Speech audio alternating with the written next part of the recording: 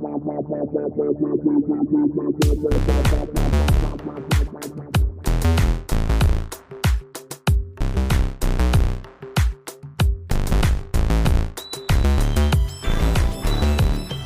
to you from the dining room table at East Barbary Lane, welcome to our Season 3 finale. This episode is brought to you by Decanted Jug Wine and an election that has left us all beyond stunned. We're all finding out together what happens when we put a fascist, convicted criminal back into the highest office in the world. So please sit back and revisit some highlights from each episode of Season 3.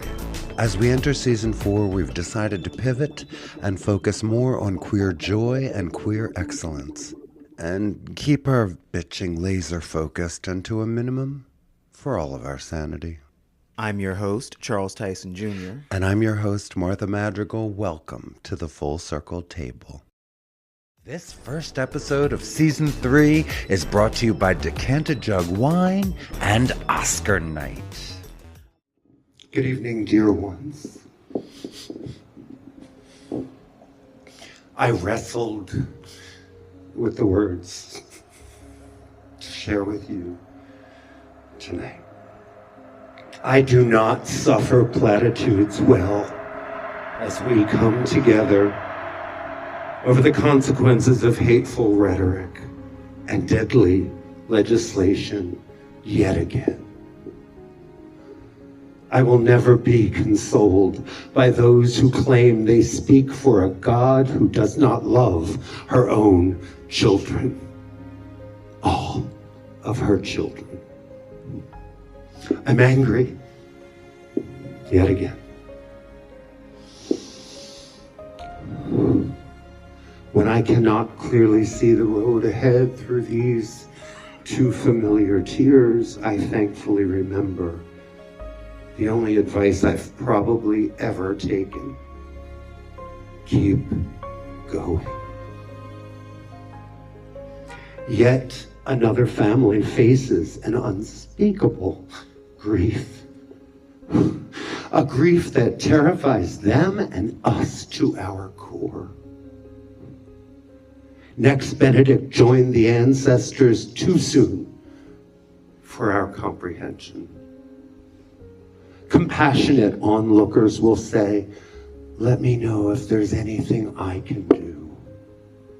Well, listen up.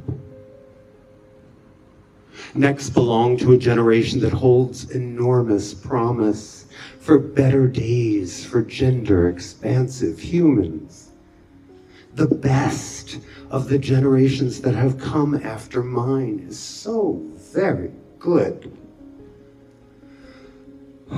They are so much more willing to say, tell me who you are, so I may know you properly. But even in a generation where our people are better understood and more often welcomed, some still become infected with a worldview insistent on othering us out of existence.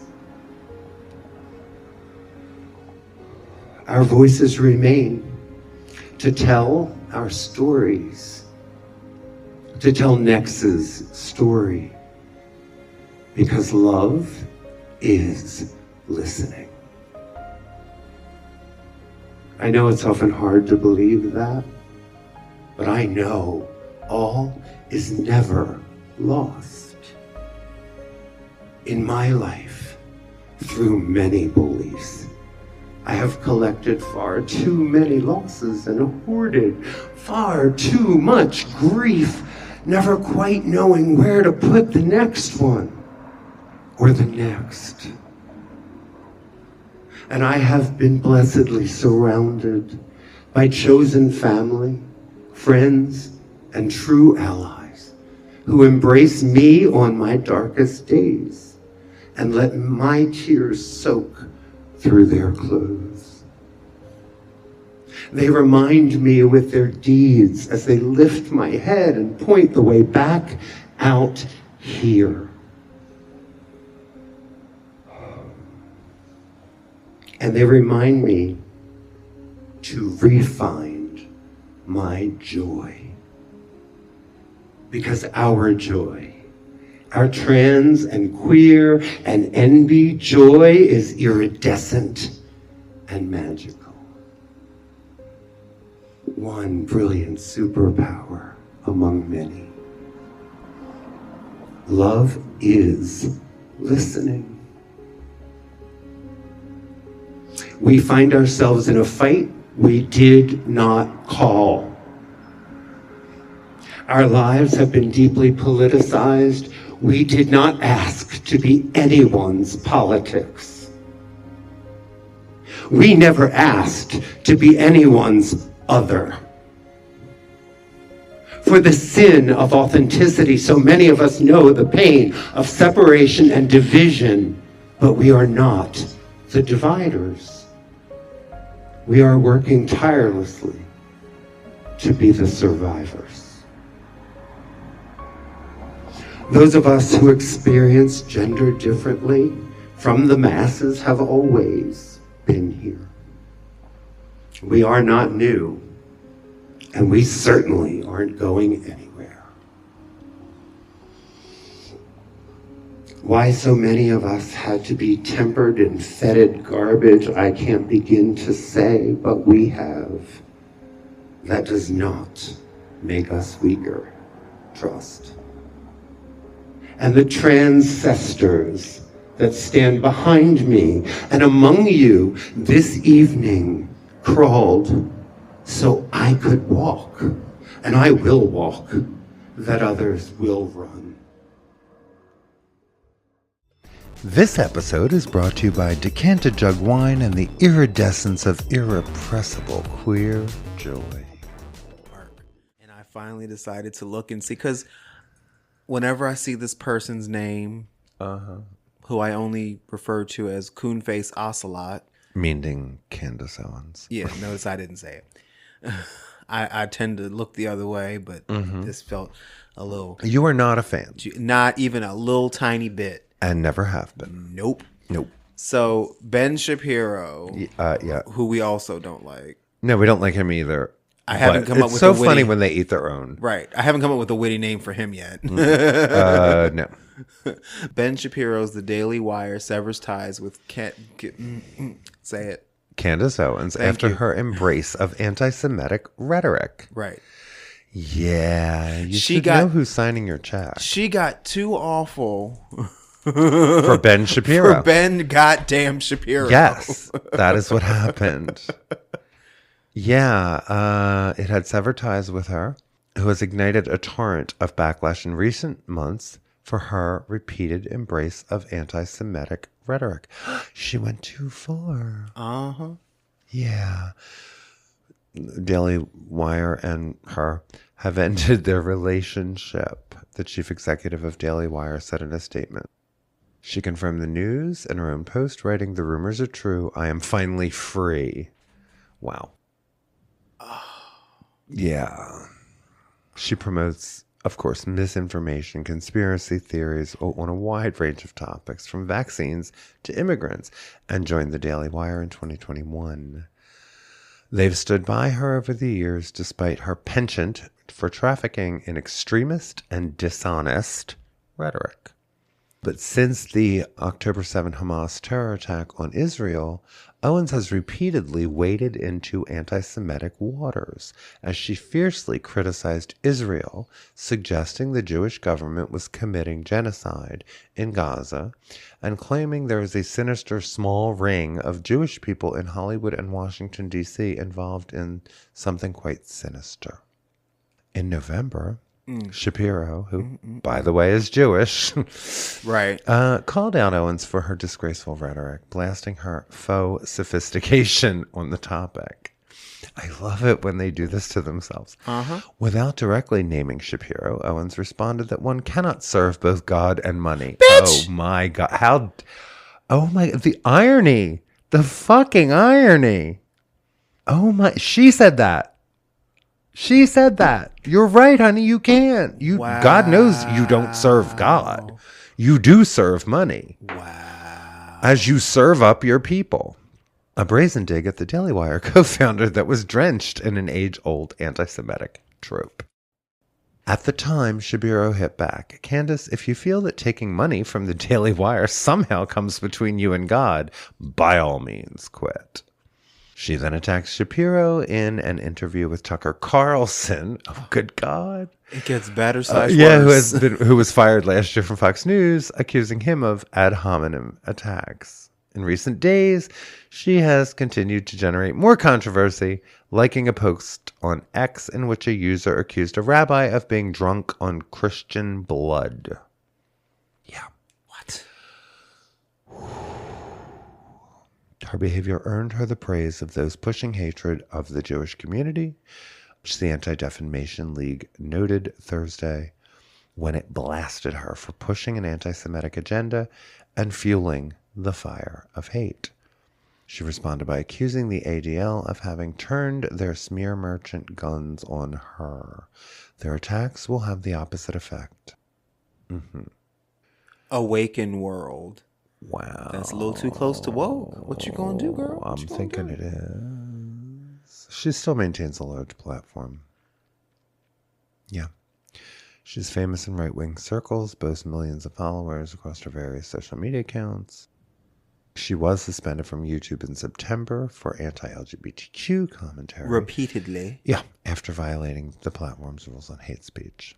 Long a supporter of Trump, amplifying his culture warrior rhetoric to her younger online audience. She still has a platform, but she ain't got no job. She called Trump not just the leader of the free world, but the savior of it as well in 2018. She was photographed with him again at a UFC event in Las Vegas last month. It's fight night, she wrote in a photo caption. Fighters only.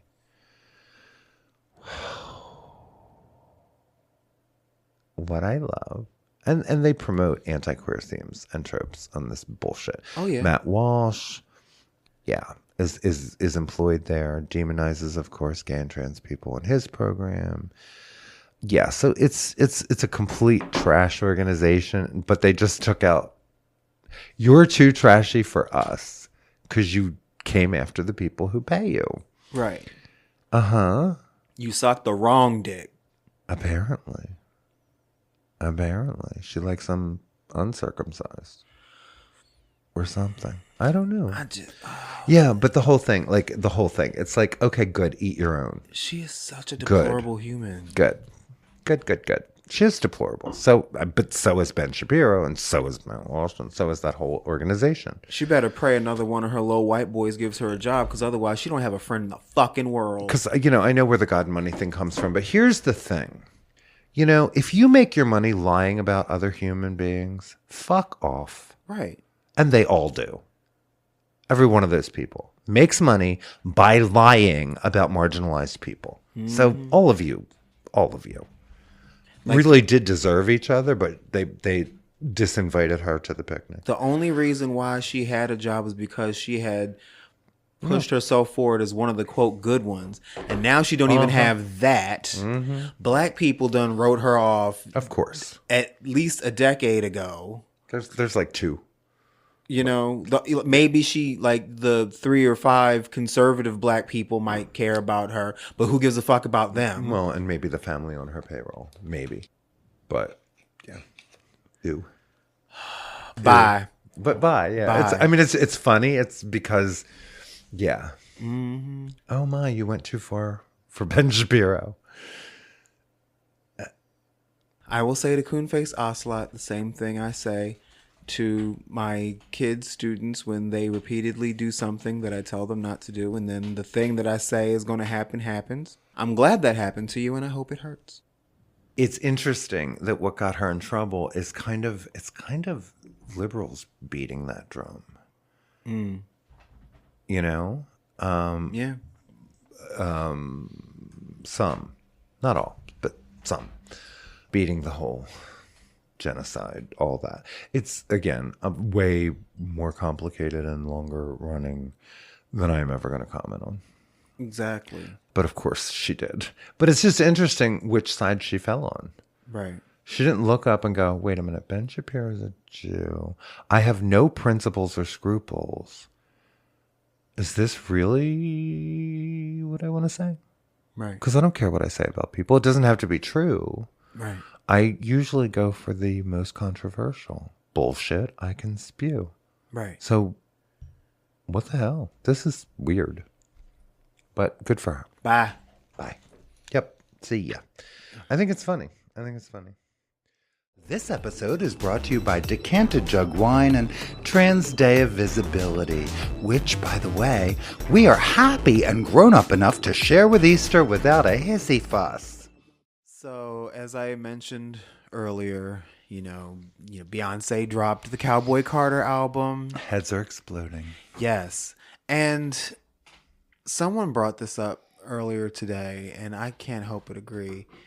It's Beyonce's fan base needs to calm down. It's not even the fan base.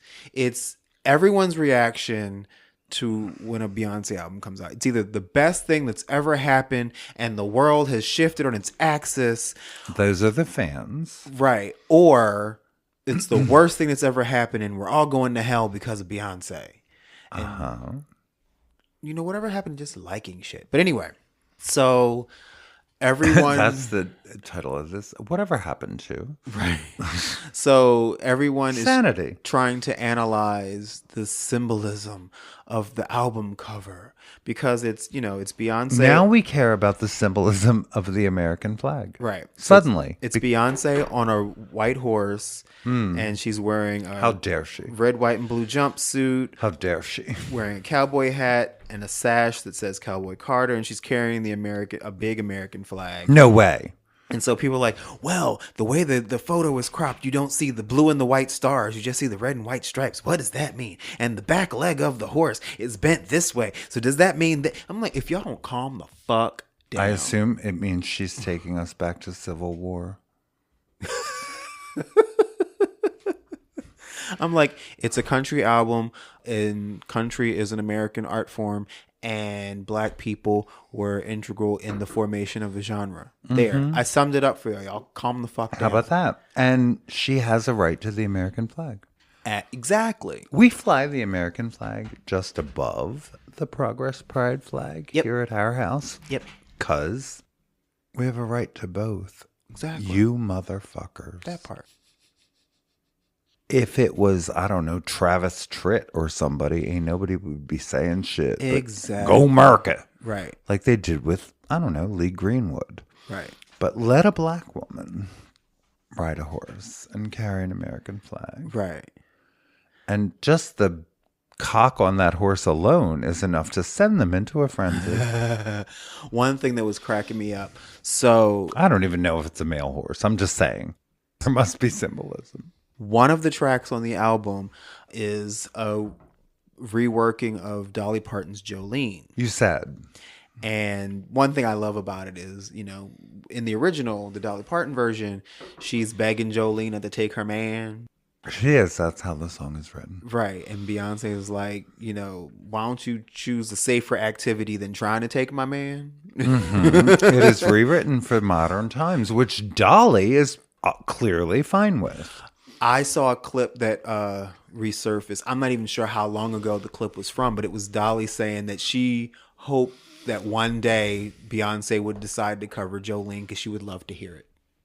Mm-hmm. And I was like, oh, well, look at you getting your wish. Yeah. Dolly evolves. Not to mention the fact that, if that happens, which it did, she's going to get how much money in royalties for songwriting? Well, but if we're gonna keep condemning wokeism, we have to start condemning Dolly Parton. Exactly, and no one's going to do that. Well, but they might. I don't know. How long are we going to embrace crazy before we return to sanity? I'm not sure. But the thing that cracks me up the most about that particular clip is people are like, how come she didn't say that about Taylor Swift? Why'd you have to go pick Beyonce? Why not Taylor Swift? It's like, y'all. She could do both if she wants to. Exactly. But it's like, Taylor probably didn't ask her yet. It all happened when Beyonce did the halftime show at the Super Bowl, and she did Formation and had everybody dressed like Black Panthers. And that's when all these bibbity bobbity pumpkin spice latte white bitches realized that Beyonce A, actually is black, and B, knows she is, and C, enjoys that fact, and it broke white people. People have been hating on Beyonce hardcore since then. White people have been broken for quite some time now. Yeah. They are not okay with the idea that they don't run the world. Or they won't run the world forever. Right. I'll even say that because they have, and that's the problem. Even if white people aren't running the world, whiteness is. So it's, Well, same thing. Yeah. Well, not necessarily. White people who embrace whiteness, how about that? And non-white people that embrace whiteness. And non-white people who embrace it as well. Yeah, but once anti-whiteness takes over? Well, it's not an either or. It's a and. And. Right. Well, I mean, white people can embrace anti-whiteness. It's just like saying And women can't be in charge because there could be hormonal imbalances. And it's like, I'm sorry, every war ever was started by men. That part. Remember? Yep. So how would we be really? Right. Really? I mean, that was the biggest joke about trying to paint Hillary Clinton as a warmonger. What? Right. But like y'all ain't y'all? Thank you. Thank you. So all that to say. Like it wasn't a white man who said weapons of mass destruction where there weren't any. Exactly. And they got Colin Powell to agree. Mm-hmm. That's another conversation, but I'm just saying. So all that to say, I love the Beyonce album. I love Cowboy Cardi. It's a really good album. But, it's okay to just like something without having to make it your personality. That'd be great. That'd be great. It's okay to not like something without making it your personality. Yeah. Just calm the fuck down.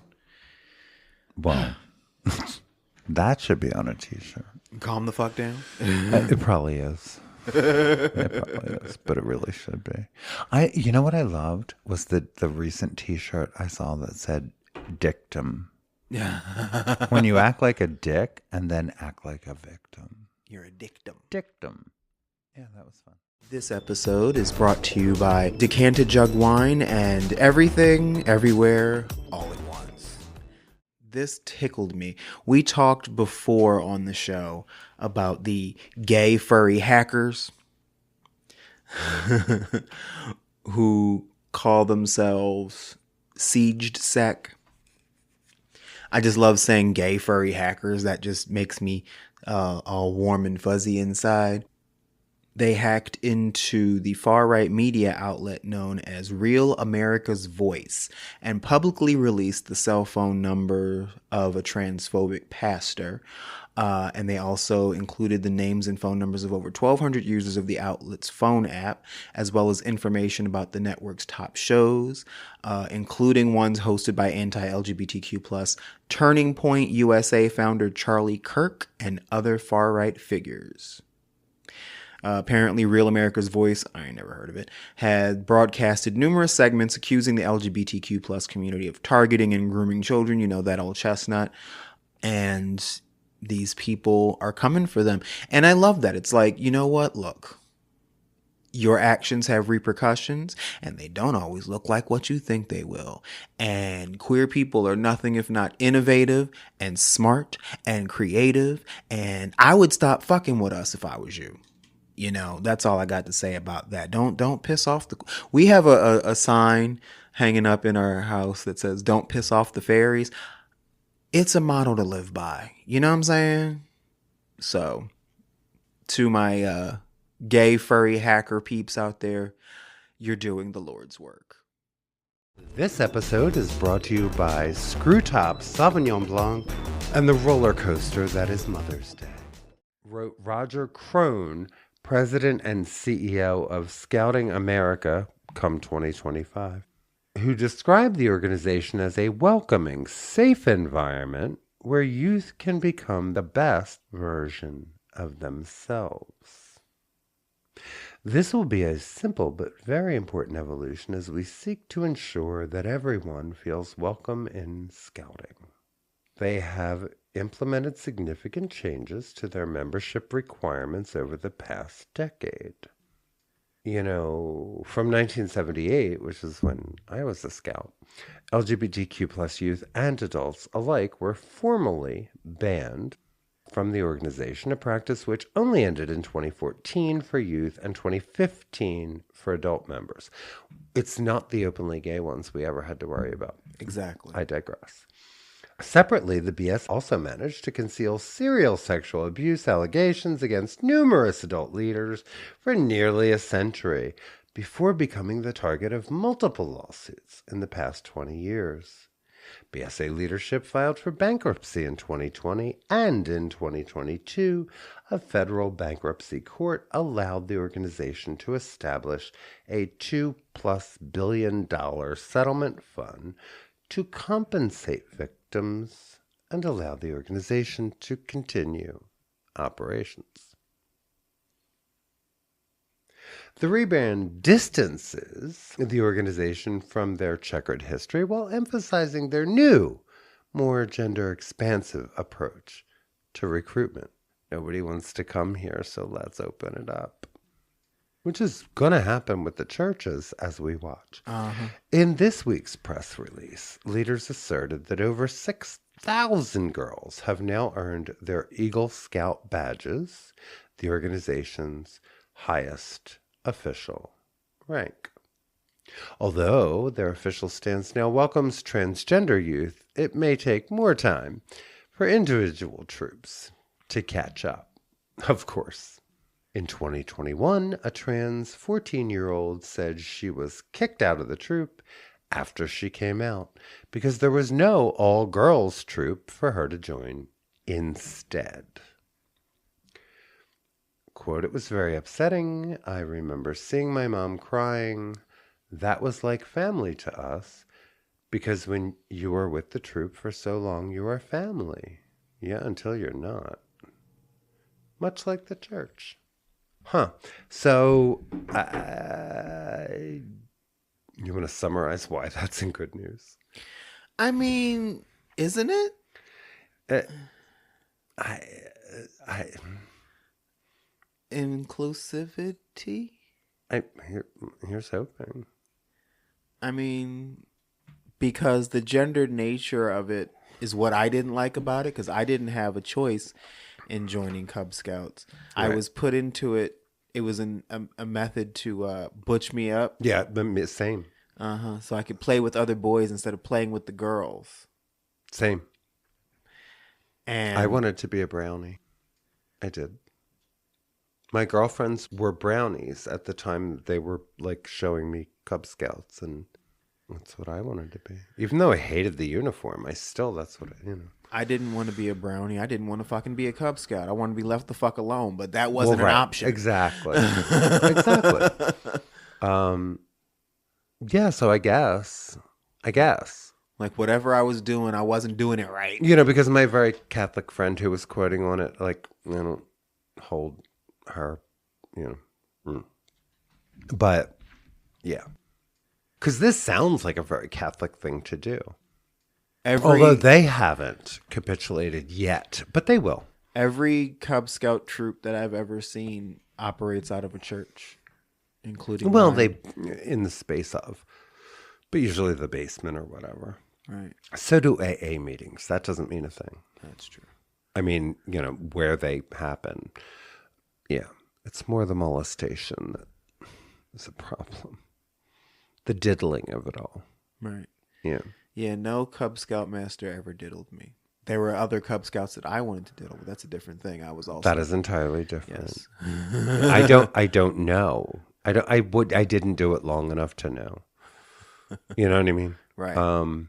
And we had like a married couple where she was like the den mother of the younger kids, and then he was the scout leader for the older kids, and they were nice, and I don't think anyone got diddled, and while they were in charge.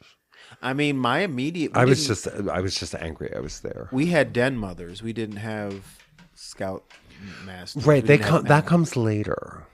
That comes a little bit later, because I was never a Boy Scout. I was a wee below, That's as far as I got. which is ironic. I know. Yeah, with the plaid scarf. Like I Do got we that now? far. We do. Yeah, I got that far. And that was when we started doing camping trips and stuff. We did one camping trip, and that was enough for me. Yeah, but that's where that starts in Webelos, whatever. And that was the dad of one of the kids. I just hated it all. Yeah. I was surly about it. I was, There was nothing about it that I liked. Hanging with other boys, wearing clothes I didn't want to wear, being outside doing things. Fuck that. It was exactly. Exactly. None of this was fun. Not a bit of it. But at least now, I guess apparently they're expanding. When I was hanging with the girls playing double dutch, I was happy, but apparently I wasn't allowed to be fucking happy. Right. And then, I was like, well, you get these patches if you do these things. And I'm like, well, I like earning things. I like accolades. So I did the things. And of course, it took them forever to get their shit together to give me my patches. So then I was mad. Right. See. Yeah. The patches didn't really coordinate with one another, so I wasn't happy about that either. Well, I have that nerd collector thing. So well, that's fair. No, that's fair. We have different aesthetics. You get your Bobcat badge, then you get your Wolf badge, then you get your Bear badge, then you get your Weeblo badge, and it makes the little diamond shape when all the patches are there. And I wanted to have my complete diamond, damn it. I adore the fact that there's a bear badge. I know. And because Cub Scouts has this strange correlation with Jungle Book. I had never thought of that. Yeah. The whole thing is odd, actually. It's male bonding, I guess. Which, in my experience, well. And then Weeblo was more, it's coupling than bonding. It's supposed to be short for We'll Be Loyal Scouts. And I'm like, well, that doesn't even make sense. Really? I thought it was like a Native American word, Weeblo. That meant something. I thought that might have been like the thing that they told us so we'll remember. I think they wanted to say Weeblo. That's what I think they wanted. So when they taught us that in the woods, I didn't get that either. See, all their promises went unfulfilled. This episode is brought to you by Decanted Jug Wine, a pain in the ass new dog, and Pride Month. The sun is shining. The birds are singing. The queers are queering. God knows. God knows. I've been brushing up on my pride flags and learning what the different color combinations mean. But because I bought a case of varied flags. Yes. I didn't even know what all of them were. And people are like, what's that one mean? And I'm able to be like, that's the non-binary flag. That's the pansexual flag. That is the asexual flag. To which you said, I was a little surprised there was an asexual flag. I thought they didn't want the attention. But that's probably wrong of me to say. I'm just got my only excuse. What are you looking at and why? I am really tired and I didn't know that there was a flag. I thought there was. I mean, there is a letter, so why not a flag? Yeah, why not? I begrudge no one their flag. Exactly. I mean, none. Yeah, but it was just, I found cases of flags because they were really fun to give out for the parade. Yeah, it was always fun to see who took what flag. Right. And some people just take the one you hand them. Right. The bisexual flags were very popular. Mm-hmm. Like people were like, do you have a bisexual flag? To which I was like, yes, I do. Here you go. I am a bisexual. I am that. And we ran out of trans flags. We did. Yeah, those went first. I know. Oh, we ran out of those. Yeah. So last year we marched in the same parade, and it was October, not even June, because of the Canadian wildfires right, and the air quality. So, and in October, maybe we had 3 or 4 folks walking with us. Right. And we had 25 this time. Yep. It was like, wow. In less than a year, that's how things have developed. Yeah, it was So fun. it was really great. We had a great big group with us, and I had a good time. I did too. I'm really exhausted. I hate when I only have one day off Right, I know. because I'm old and I like my 3-day weekend. I know that's right. And one of those days always is, filled with errands and things. So, but this is like all of it. Right. So I feel like I'm fast forwarding through the day. I've been productive. Right. And yeah. And finally we were recording. Yes, hallelujah. Because We haven't forgotten y'all. I don't know. Our notes date back to God knows when. They're varied. But yeah, marching in the parade, it reminded me that it was the first time in a very long time that I've marched in a pride parade. Mm-hmm. And it reminded me of the first time. Well, no, not the first time I marched in a pride parade was when a bunch of folks from the attic, we went up to New York Pride and we crashed the parade and marched with the Harvey Milk School. I love that story. Yes, and then I'm voguing down the street and look to my right and there's Wilson Cruz and I was like, oh my God. Right. But the first time I officially marched in a parade was for Temple Lambda. And that was the day I was telling the story to a couple of the kids the other day, how that was the day I kind of accidentally came out to a good chunk of my family. Oops. Because we're marching and I'm holding the banner for Temple Lambda Alliance. Uh-huh. And what was the clip that the news chose to use for the story of Philadelphia Pride that day? But me holding the banner, marching down the street. Huh. I saw you on TV today. You were in the parade. And I was like, yeah, I was. Yeah. Right. Fuck it. Right. Yes, I was. I thought I was being slick. Apparently, I was the opposite of that. Right. This episode is brought to you by Decanted Jug Wine and the last day of Pride Month. I ran very queer errands today. So, there was a presidential debate, I hear.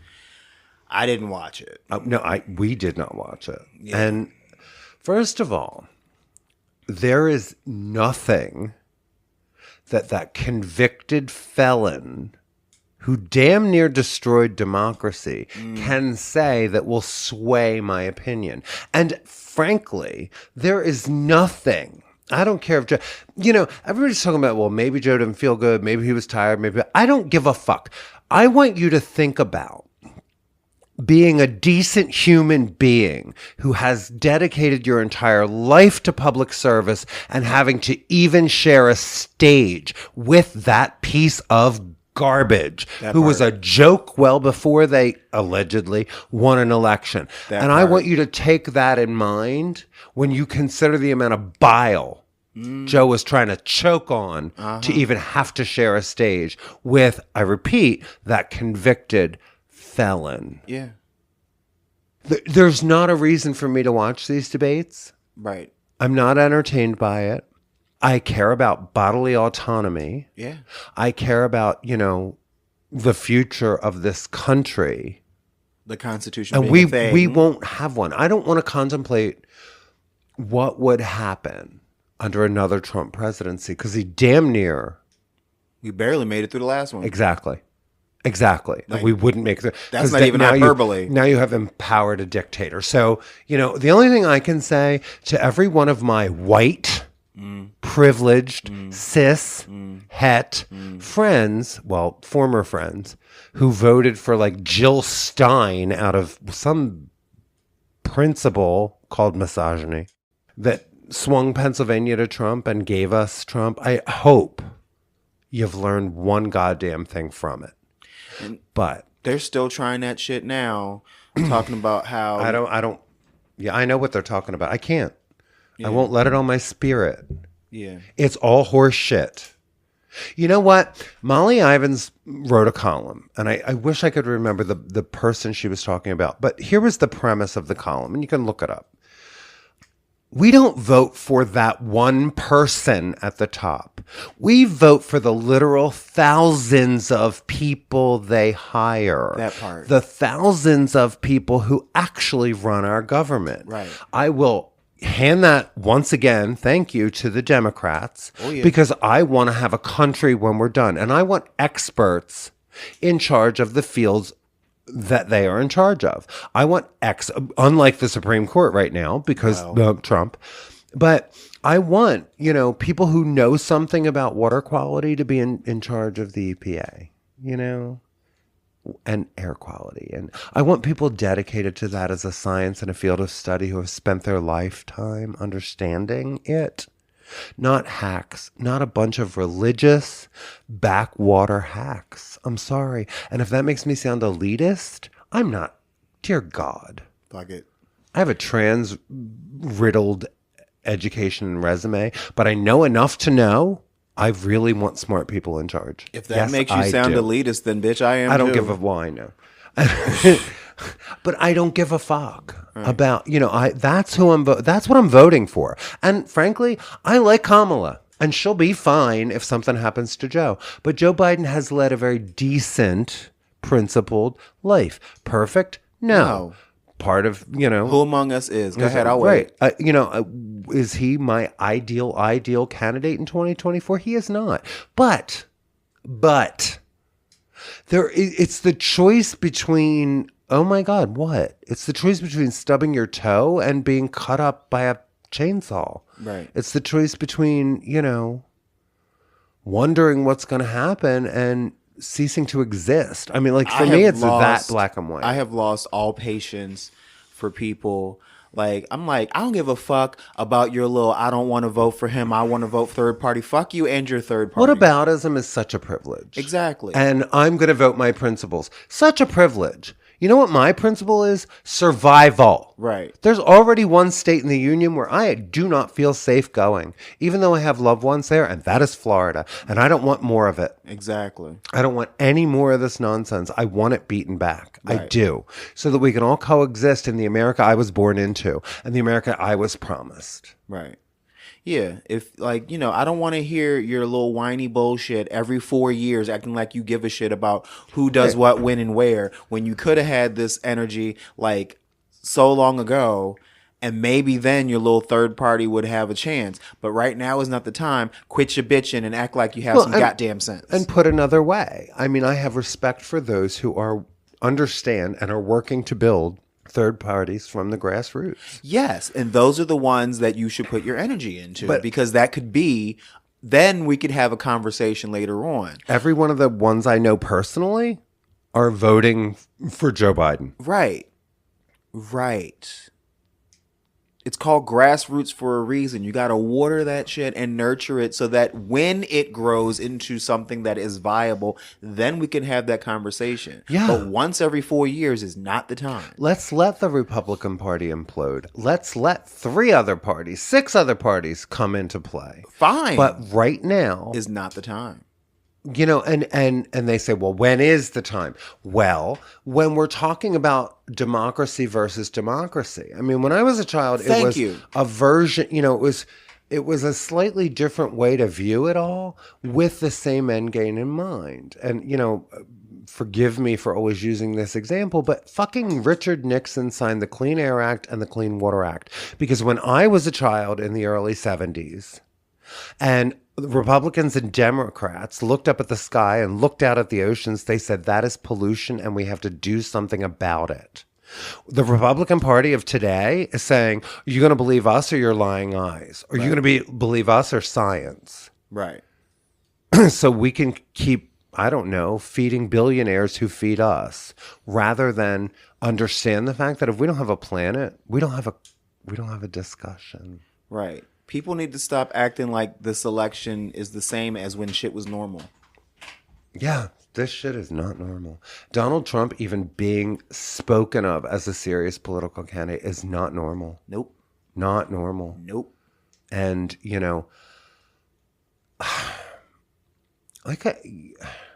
I grew up among blue-collar Republicans. I did. This town, this place where I grew up. It was that sense of leave us alone. It was that, I guess, sort of libertarian thing, except they did believe that, the roads should be paved. Because, but it was never this. The religious fringe was just that. They were a fringe that had to be beaten back and kept at bay because they were never going to be the best of us. Right. You know, anybody who wants prayer in public school is not representing the best of us. They're representing their own nonsense. And now they don't even believe in the teachings of Jesus anymore. That Jesus is nothing but liberal talking points and weak. That is... Or something, yeah. No, that is what they're saying now. Oh, that Jesus... Really? Yes. So when asked about the teachings of Jesus and what about judge not lest you be judged and love everyone as yourself and, you know, the Beatitudes and all that. Oh, that's just liberal talking points. That wouldn't fly today. That's weak. So I want to know, what do they call themselves then? Because Christian is literally based on the idea of... Say it. Christ. Uh-huh. That was Jesus of Nazareth. That was that whole story. And all of Christianity is based on the belief that this person walked around and these were the principles that he espoused. Right. How do you separate from them and still call yourself a Christian? You're not. Right. Now that's they're not preaching, what you're a fascist. Now they're preaching from the book of Nuh-uh. Yeah, you're a fascist. You're following a dictator. You've abandoned all principle. I mean, that's true. Yeah. Apparently, that's true. Because, and that's what I'm saying, above all else, folks were fair-minded. Right. They might not have agreed with each other, but they came to a consensus, and there was a civility to it. Now, was it a racist civility? Maybe. Well. Maybe. Well. I'm not here to argue that point. But I am saying it was a different kind of consensus. And throughout the 60s, we did have the civil rights movement. You know, it wasn't the be-all, end-all. It wasn't over. But Nixon was the backlash from the 60s, right? Let's put a Republican in here for balance, I guess. Right. You know, and it wasn't until Reagan that we embraced the alleged moral majority and said, hey, we need those religious nuts to win. And so for most of my life, since, 1980, 1979, it's been this growing. Yeah. And now, the public discourse is broken. Oh my God. Yeah. So I won't be watching these debates because there's nothing that will change my mind. Right. I don't care if Joe's on a ventilator. I really don't. Because again, I'm voting for all the people that he will hire, that the party will hire, that Kamala will insist on. Like, I'm voting for that, not the garbage. Not the garbage. When we had a president who couldn't even fill cabinet seats. Yeah. Who had basically no State Department. Well, because he fired everybody that would disagree with him because he they believed in the truth. either fired him or there was no one decent and balanced and principled left to hire. Right. Nobody like that wanted to work for that jackass. Hell to the no. None of them. The ones that worked for him were crap. They were crap that didn't get much of a chance before, for the most part. And suddenly, okay, I can be something. And he doesn't even believe in that shit. He's not a conservative. He never was. He's an opportunist. He's just an opportunist. He has no integrity. These are not deeply held beliefs. These are talking points. He doesn't have any. Meant to, placate y'all that are placatable. How can he have fundamental beliefs when he never actually finishes a sentence? You've heard him speak.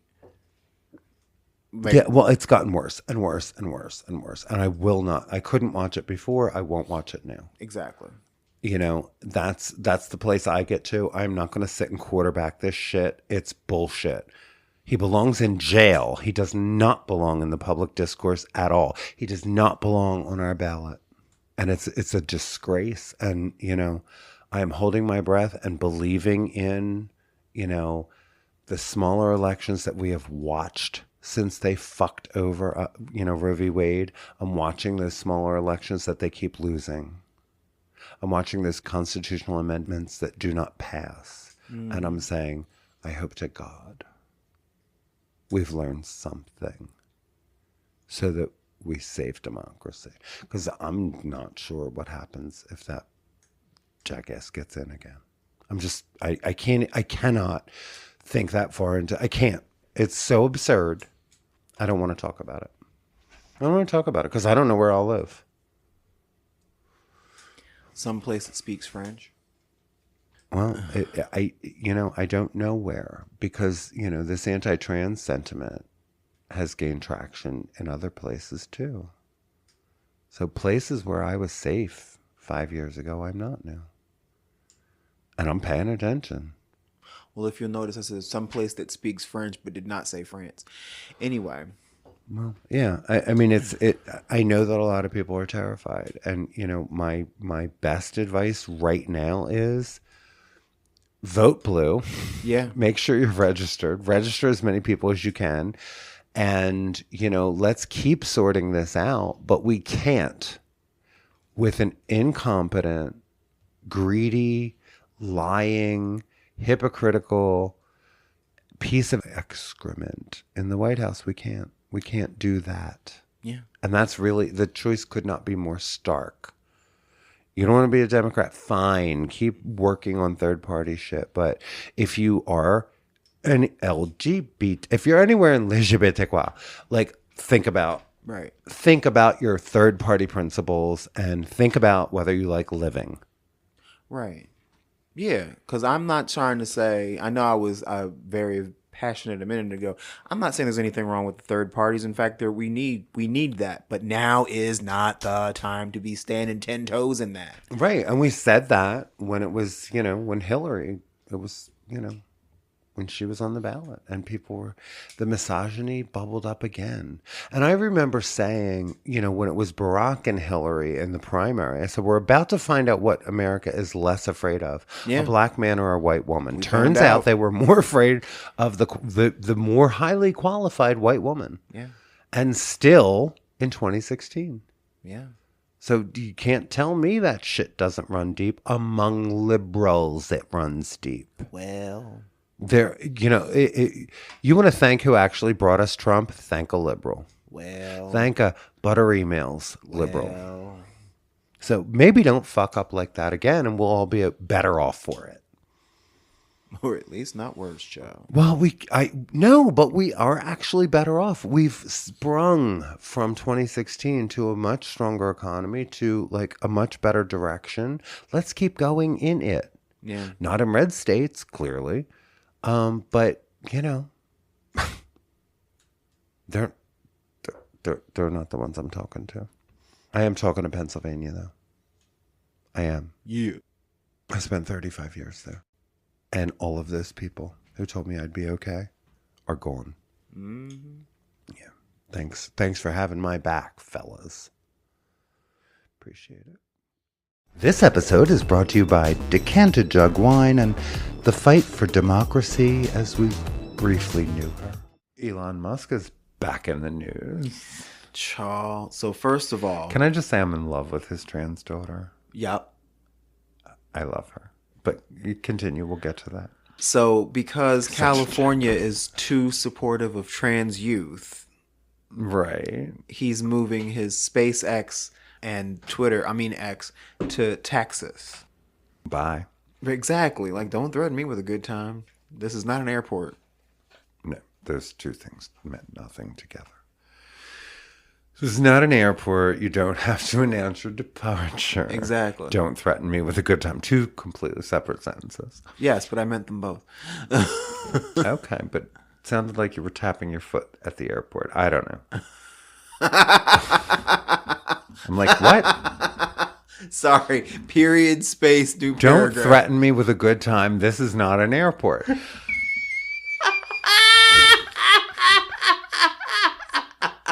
In my head. What do I not know about your time spent with a driver's license? Do we have to talk about something?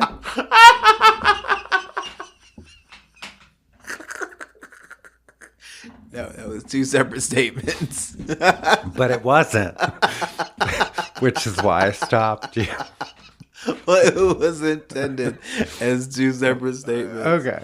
Oh, fuck. Oh, shit. So, Musk made comments about his trans daughter and her trans identity Right. on social media Right. and in an interview that was posted online. Yes. Musk said she was not a girl and was figuratively dead.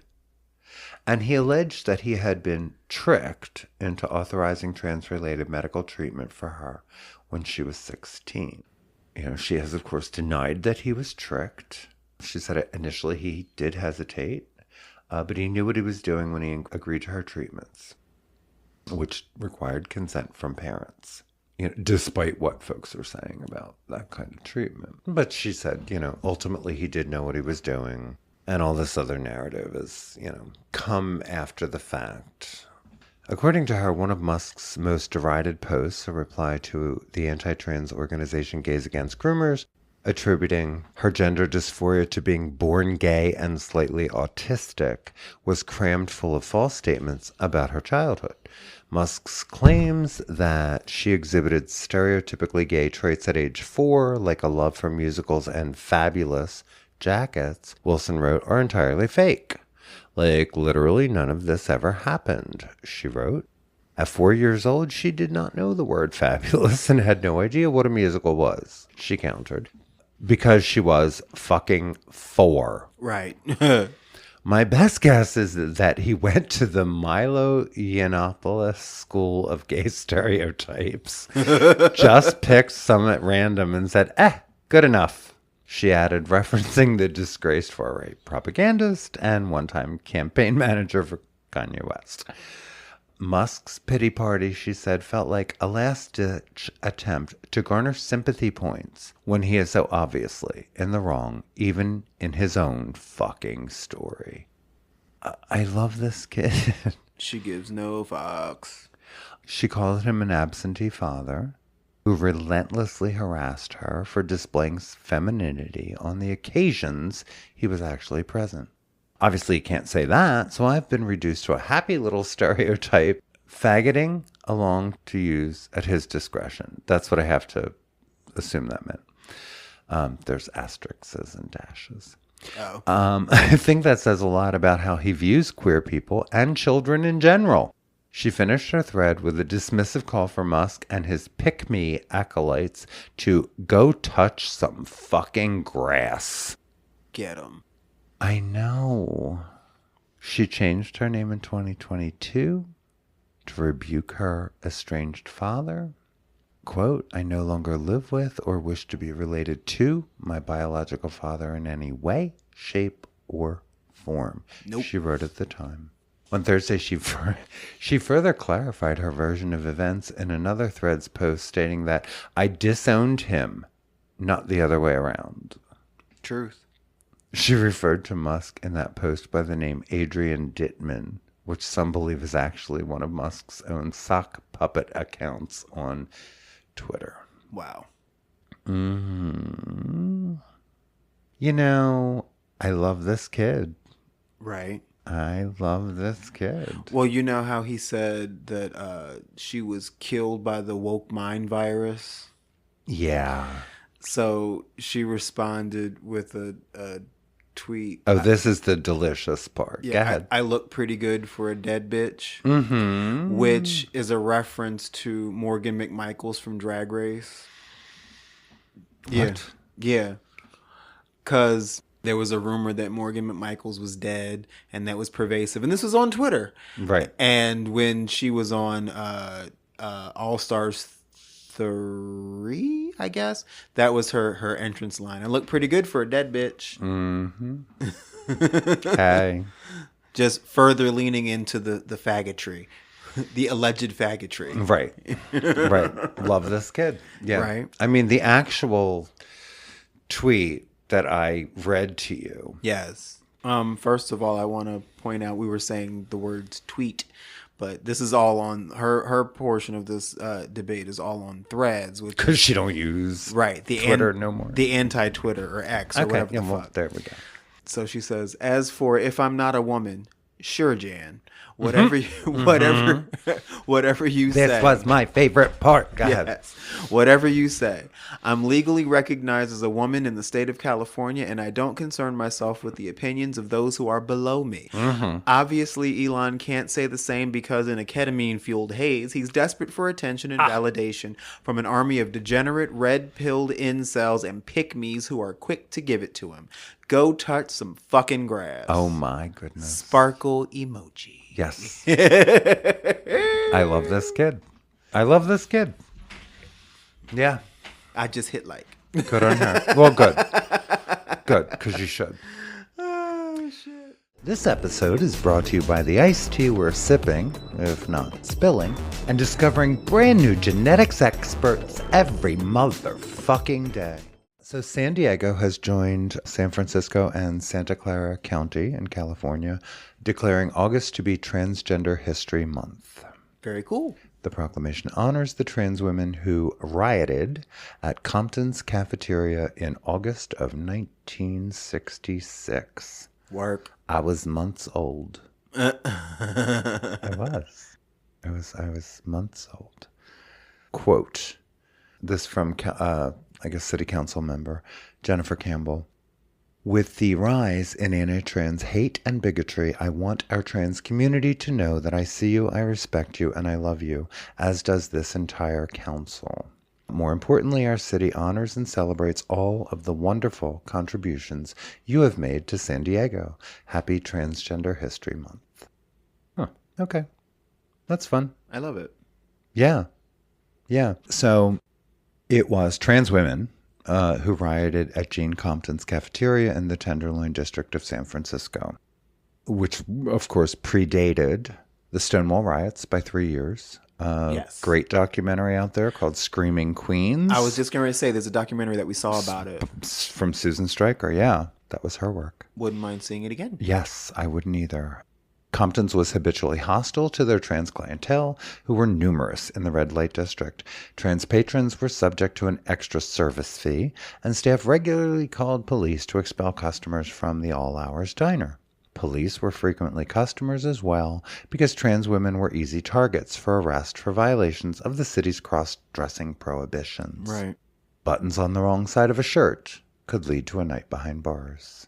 Wow. Tensions came to a head on a hot night in August after a Compton's worker called police claiming that some transgender customers had become raucous.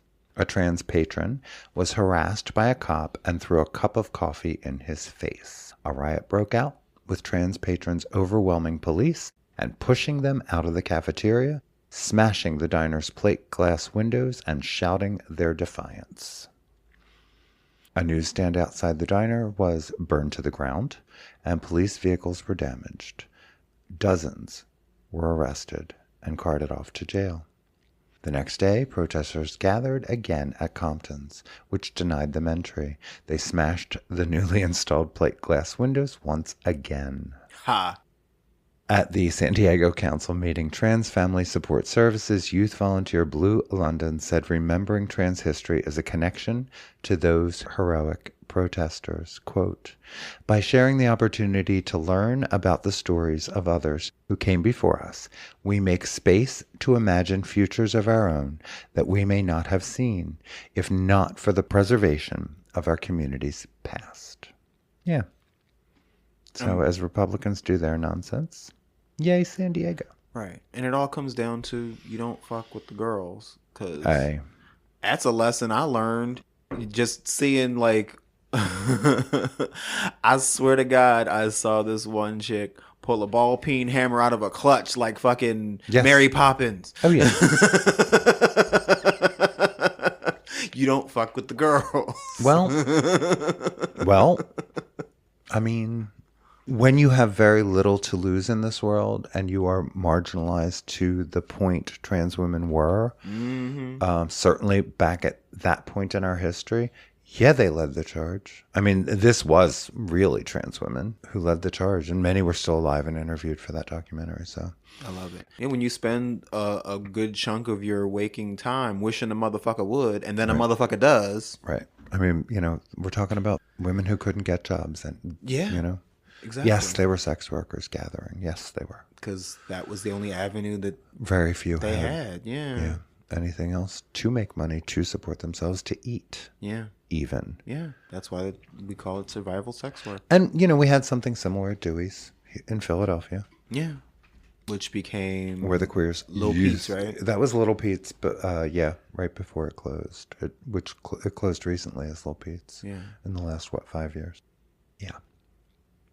But that was Dewey's and big queer population back in the day. It was still at Little Pete's too.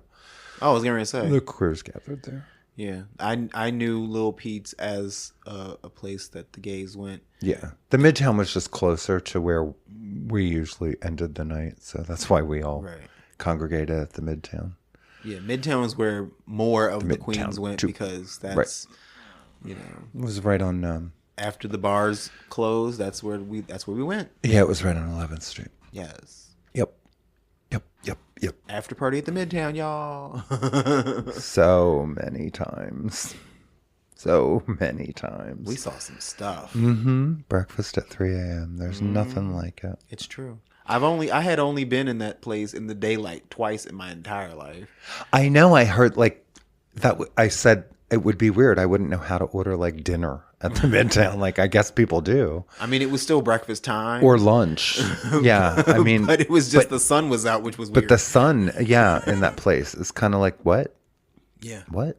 It did feel strange. Yeah. Yeah. It was a 3 a.m. kind of place. Rest in peace. Giuliani Tavares. Giuliani, welcome to the Full Circle Table. Thank you so much. I'm so excited to be here with y'all again. Thinking about theater in that larger sense of storytelling in that ancient way. For as long as we've been around, I think we've circled up and told stories in live in that way. And then, of course, education and that aspect of really pouring into education, which I think, if we look at in the States, at least around us, and probably in many countries, it's, but I know where I am, I'm like, we need a lot more attention and funding and investing into education and the art and education for young people.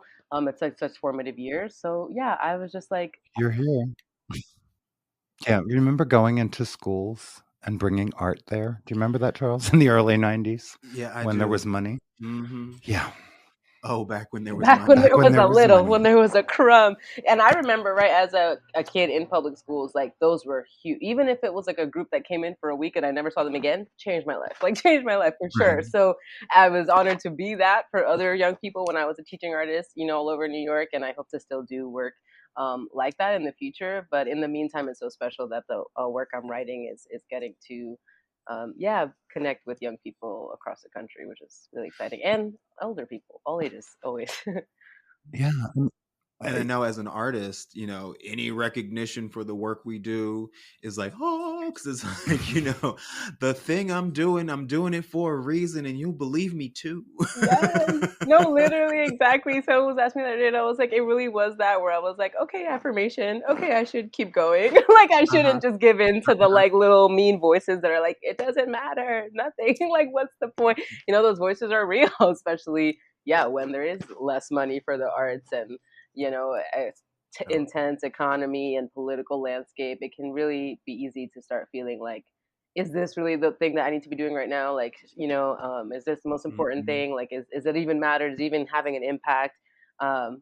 And my whole life has been a constant spiral return to yes, calm down, friend. It matters. It matters. This work matters. It matters to you and it matters to other people. So it definitely felt that way to get, and I'm really excited because they're gonna. Maybe my whole life isn't a lot. Yeah, exactly. I'm like, okay, maybe I'm onto something. Maybe I'm on my path, and I need to stop doubting myself at every turn. This episode is brought to you by Decanted Jug Wine and peak produce season here in the Garden State. I had my first real tomato sandwich of the season. I had a cigarette afterwards. I was so excited to start watching breaking this year in the Olympics. Yes. It took me a while to stop crying. I know. We haven't even finished watching it, thank goodness for Peacock. Because we started watching the women's qualifiers. And other than the unfortunate Australian, Charles. some really good stuff. Oh, yeah, there was some amazing stuff. I got another opportunity to be disappointed by white people. Yeah. Because social media and yeah, people I actually like going. Making a joke of breaking in the Olympics. Oh, yeah.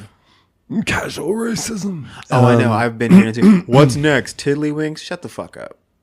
First of all. Yeah, I mean, we know B-boys and B-girls who, and they're fucking athletes. They're strong as fuck. There's talent and discipline involved. Oh, yeah. It is not just an art form, but it can be quite athletic. Oh, and wow. And it was really interesting because like the it's not a point system. It's there's 9 judges. I felt like Pose. A little bit. It was kind of like 10 or chop. Like you either got votes or you didn't. And if you got more votes, then you won. And you know, I kind of like that. They didn't rank them. They had to choose between the two. Right. So they kept doing battles. That's how far we are in. Yeah, they did round robins, and out of 2 rounds, whoever got the most votes moved on. So except people were moving on anyway. I think it was like without being cut. The tops and the bottoms moved on or something. I'm not sure how that works. As happens. Yeah. I guess. I've had it spoiled as to who won the gold. Right. But, you know, if you're like me and you haven't finished watching it yet, I'm not going to spoil it here. But congratulations to the folks who... breaking will not reemerge in 2028. I know. In LA, which I think is bullshit. It is bullshit. In this country where it started... I mean, one could argue it should have started here anyway, but... Whatever. No, but I'm saying where breaking started. Right. In this country. Right. The LA Olympics will not be featuring breaking. Yeah, I don't like that. I don't like it either. I think it's bullshit. It is. But we saw some really cool people like folks from Japan were insane. Yeah. The B girls from the US came to play. The one girl or didn't come to play, as it were. Exactly. The one girl, Nikki from Lithuania, she showed out. And then there was B-girl Raygun from Australia, who can have the moniker now of the worst breaker in the world. I'm reminded of a story. Oh boy. So I was 20, and I had a friend who was 20. And we were both managers in a certain fast food franchise, and we would hang out. And he loved strip clubs. And there was one very tiny hole-in-the-wall strip club across from one very tiny restaurant that we both had occasion to work in here and there. And it was this one mid-afternoon when we met up at said strip club. And that's stripper prime time. That's when the A squad's out. No, it's not. I know. But he was having relations with the girl who was normally dancing at that time. And so we went to ostensibly, I guess, say hi. And she was not there. She had called out that day. And so the bartender, who, lovely woman, but keep in mind, we're 20 and she's somewhere in her late 40s. And a parent, the mother of more than one. I forget how many kids. But anyway, rather than just say the stripper's not here, she got up on the stage. No dead air in this establishment. And she danced to Sledgehammer. Oof. I will never forget the song that played. And he gave her $20 to please get down and put her clothes back on. That happened. That happened in my life. Mm. Yeah, I'm sorry. I forget why I was telling this story, but it feels germane. When I started the story, it felt germane. Was she better than the Australian breakdancer? No, but it felt, again, like somebody's mom stepped in at the last minute and said, I can do this. So there's not dead air. It very much And felt like it was not okay back then, and it was not okay at the Olympics. it very much felt like felt that very popular video wrong. on the internet of the little white woman in the blue tracksuit talking about this is hip hop. See how I turn my feet in? That's what makes it hip hop. Yeah. She was very much that. Like I've never seen. I mean, and we know some white B people, but but not that white. oh my god, when she got down on the ground and did the curly. Like, you're running around in a circle on your side. Like, really, bitch? Really? My soul emptied itself. And then she did a bunny hop.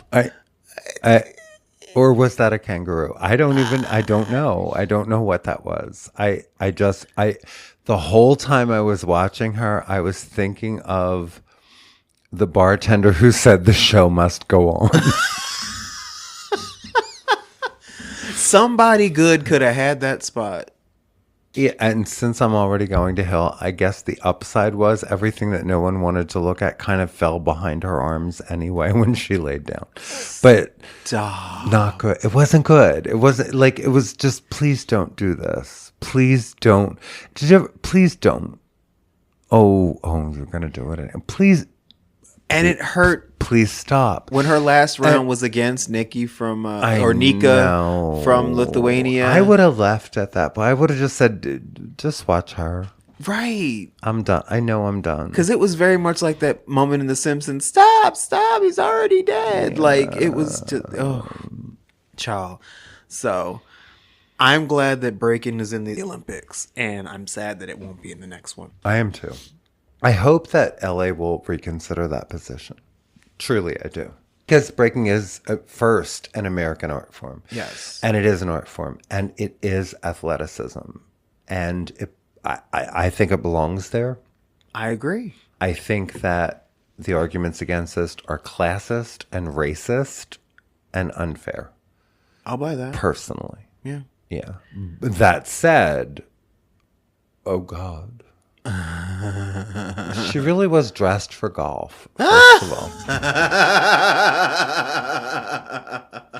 And not in a good way. She straight up said, in their colors, I guess. I knew that I couldn't compete against these younger people who were at the top of their game doing what they do. So I figured, when am I going to get the chance to do something on the world stage where I can be creative and be more, free flowing and improvisational? Bitch, now was not the time.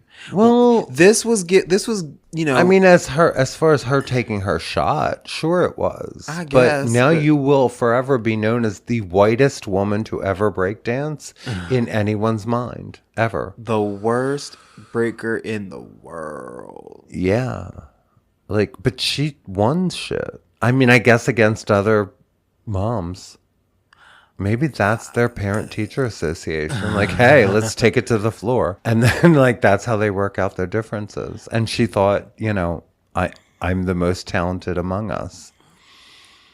And, as I don't want to suburban Australian housewives go. I don't want to disparage Australia. Or the poopy, as it were. Because we've got lots of Australian listeners. We do, and yes, and friends. But that being said, but I don't think I'm breaking the news to y'all when I say that when you think of funk, you don't necessarily think of Australia first.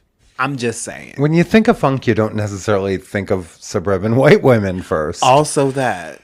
In visors. Yeah. With high-waisted slacks. Those were slacks. Those weren't even pants. Those are what we call slacks. She had slacks on. Bright green ones. It wasn't good. Yeah, it wasn't good. It wasn't good. And when you were against someone who was actually legitimately talented, the not good was more glaring. But it doesn't make up for the casual racism that was behind several of the remarks that I read. Oh, yeah. And I didn't feel like a perfect representation of the art form, for sure. Right. But that said, I think it belongs there. Right. And I do love the fact that breaking has become and has been international for a good long while. It has been inclusive. The essence of hip hop in general, regardless of what one might think, and breaking in particular, is very inclusive. And so that was good to see. But, you know, inclusivity has its downsides, like B-Girl Ray Gun. Chaw. Stop it. Stop.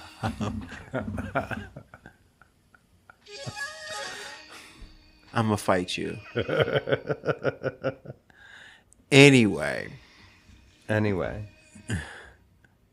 Now it's in your head too. I'm gonna fight you. But yeah.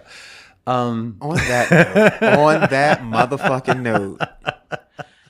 This episode is brought to you by Decanted Jug Wine and an energized electorate. We are here for.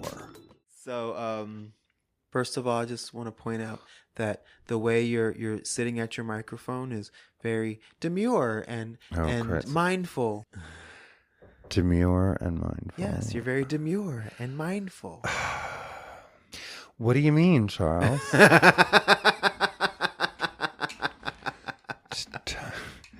Tell me what you're talking about. So there is this viral moment that is happening I know. by trans influencer Jules LeBron has gone viral on TikTok with this video of her in her car talking about, you know, the way I present myself when I go to work. I'm very demure. I'm very mindful. Like the way she puts her makeup on. I have a braid and my fragrance. And it just blew up. And it's crazy to me. Like the only reason why because I've been seeing people talk about demure and mindful and like why the fuck are we right? And then I was listening to Bob the Drag Queen and Monet Exchange's podcast, and Bob was like, "See the way I'm sitting here? I'm very demure and mindful." I was like, "Okay, what is this?" So I looked it up. And I'm like, oh, like it's been on national news as a moment. I know. But I brought it up here because I was wondering if you, A, had seen it, and B, if you had any feelings about it. I saw it. Uh-huh. I question why it's viral. I'm just being honest. Because it feels like some of that good old respectability politics. Telling other trans people how to behave. Like if you want to be, you know, acceptable, I guess. It's, you know, a popular trait among some of the dolls. I've never particularly enjoyed it, but I wonder if the viral part is, yeah, it's about time one of them told the other ones how to behave. And I work really hard not to try to even suggest I have a right to tell other trans people how to trans. Right. And that's why I feel like, I have no evidence for this. It's why I feel like this is so popular. This has become viral. And that's what doesn't sit well with me. Does that make any sense? Yes. I did not think of that, but those are my thoughts. It's like, why would all these people suddenly be, what, you know, the slight misuse of the word, well, both the words demure and mindful, because it's not really mindfulness as we understand it. It's more being mindful of how others might perceive you. Right. It is very that. You know, so be understated, be soft, be quiet, you know, no need to paint like a clown. I mean, and you want to say that shit to your girlfriends privately, go ahead. It's the problem with TikTok and social media. You know what I mean? And we do, I mean, not that liberals don't do the same goddamn thing. Like if we catch a right winger actually having a moment of clarity, we put it all over the place.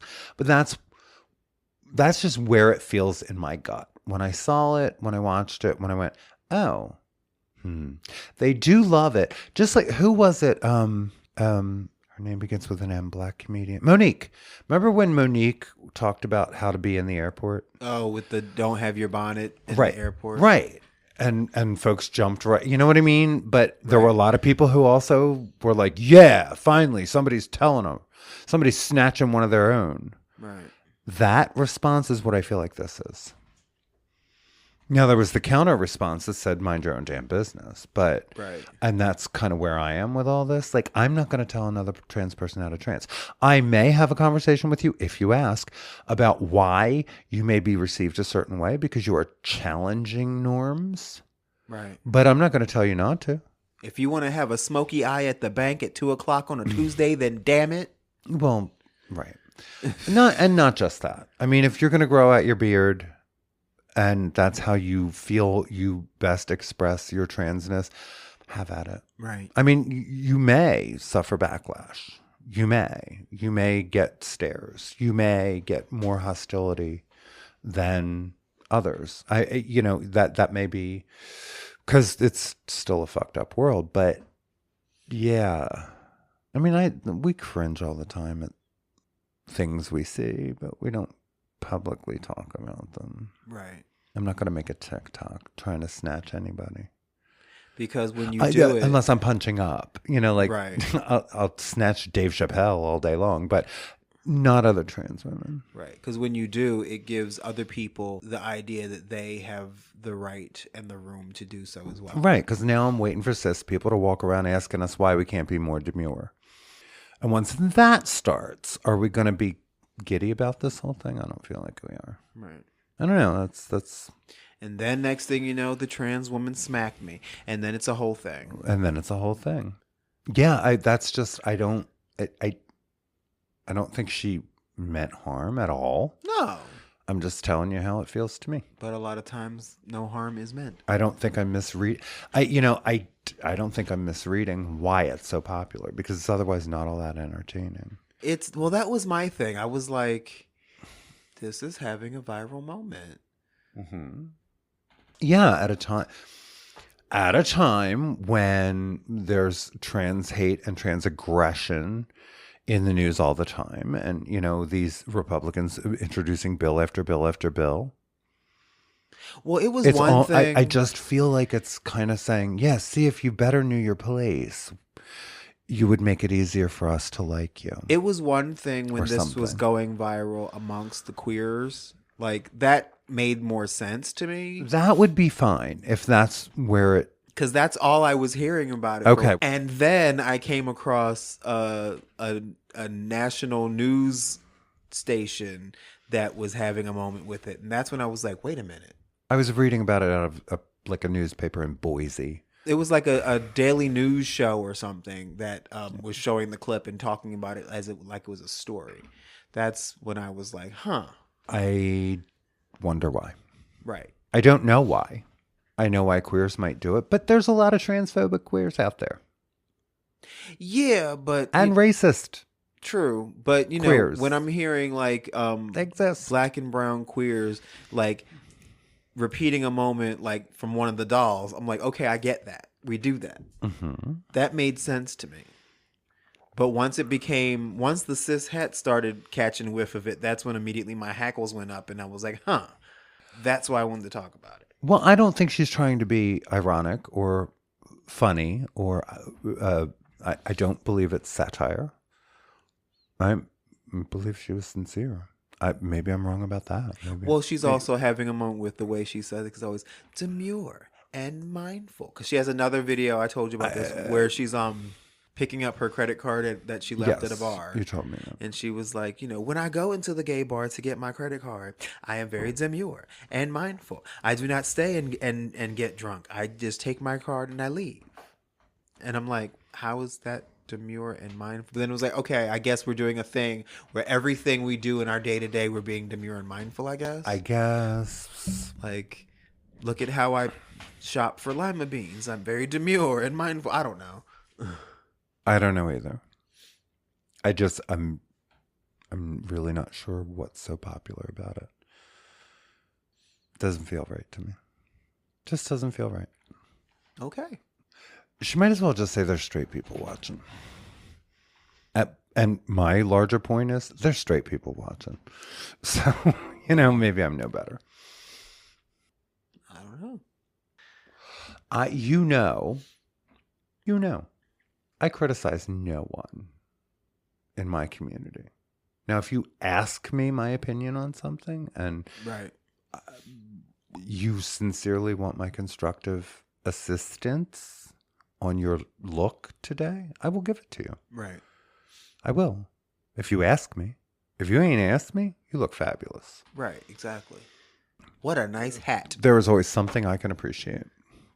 You Truly. lotioned the hell out of those elbows today, Whatever. girl. Whatever, because we don't need to be tearing one another down, Right. and we don't need to be telling one another how to be, because we get enough of that from everywhere else. Right, especially if we didn't ask. Everywhere we turn, we're being told how we could do it a little bit differently to make ourselves more palatable. Right.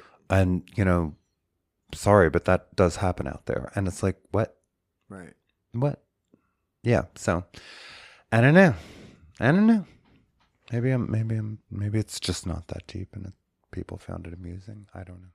This episode is brought to you by Mint Iced Tea and Open Window Weather. Finally. This is a full circle moment because This really is a full circle moment. this motherfucker is the reason why this segment got Exists. started. Yes. So thank you, sir. Here we go.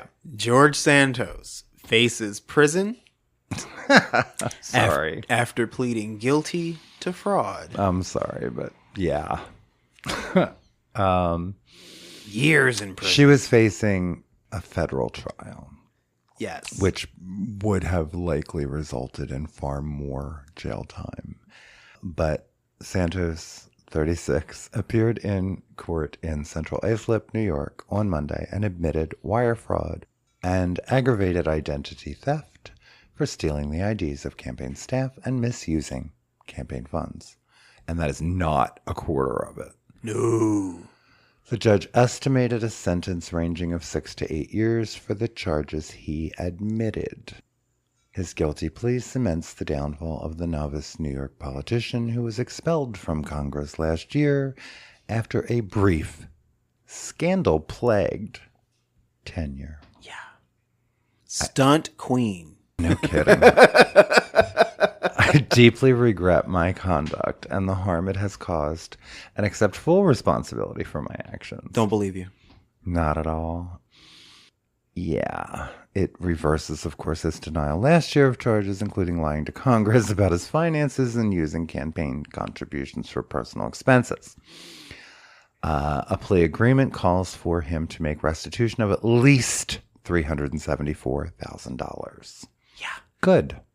At least. The aggravated identity theft charge carries a 2-year mandatory prison term that must be served consecutively with any sentence for the wire fraud charge. In court, he admitted to theft and applying for unemployment benefits that he was not entitled to receive. He also acknowledged making false statements and omissions on financial statements submitted to the House Ethics Committee and the Federal Election Commission. He was charged with 23 federal felony crimes, including wire fraud, money laundering, and the misuse of campaign funds. He was the first member of Congress to be expelled in more than 20 years, last December, and only the 6th in history. So girlfriend did make history. Yeah, what a messy queen. My God. And I'm holding out hope that when he goes to prison and goes through the cavity search, that then we will actually find out that he is really 7 raccoons stacked on top of each other wearing a trench coat, as I have been theorizing this whole time. I'm going to guess that's not going to happen. 2 of his former aides, by the way, have already pleaded guilty to fraud in connection to his campaign. Sentencing is scheduled for February 7th. This is the least he deserves for all the nonsense in Michigas and, claiming to be Jewish and then amending that to Jew-ish. Right. That's still funny. There was so much. There was just so much. Wait. It says here that some of the things he misused the campaign funds for were Botox, credit card debt, and subscriptions to OnlyFans. Of course. As one does. Girl. Yeah, with public funds. Girl. Yeah.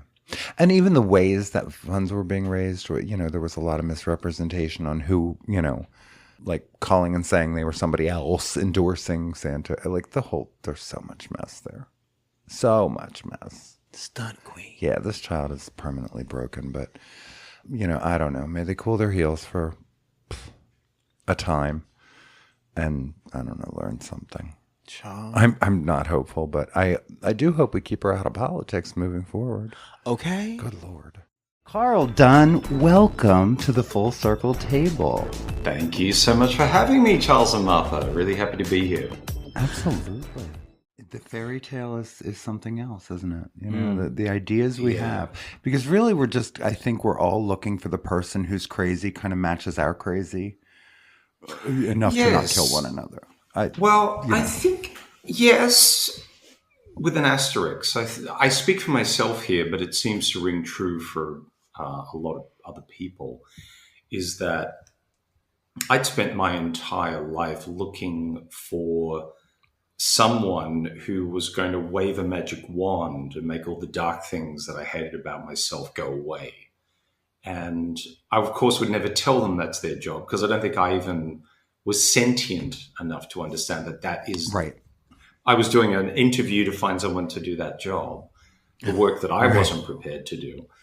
And I think was definitely the big driver for me. So I would constantly find these incredibly enigmatic men that I dated in my life.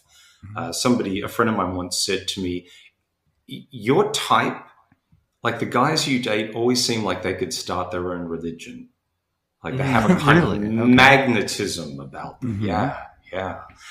And I think I was really drawn to that because I thought these people were going to save me. Something that I realized, and this is great news, is that no one's coming to save you.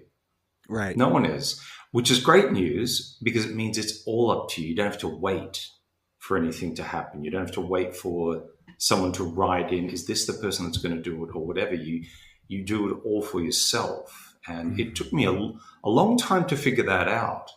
But yeah, it's great. I mean, once you've been, this may sound like bad news to some of your listeners, and I'm sorry if it does, but it is a far more rewarding journey to figure yourself out, to know yourself. And there are many ways to do that. I had to do it by being on my own because I know what I'm like. And if I'm with that was not something I could do with another person. That had to be a, solo mission for me.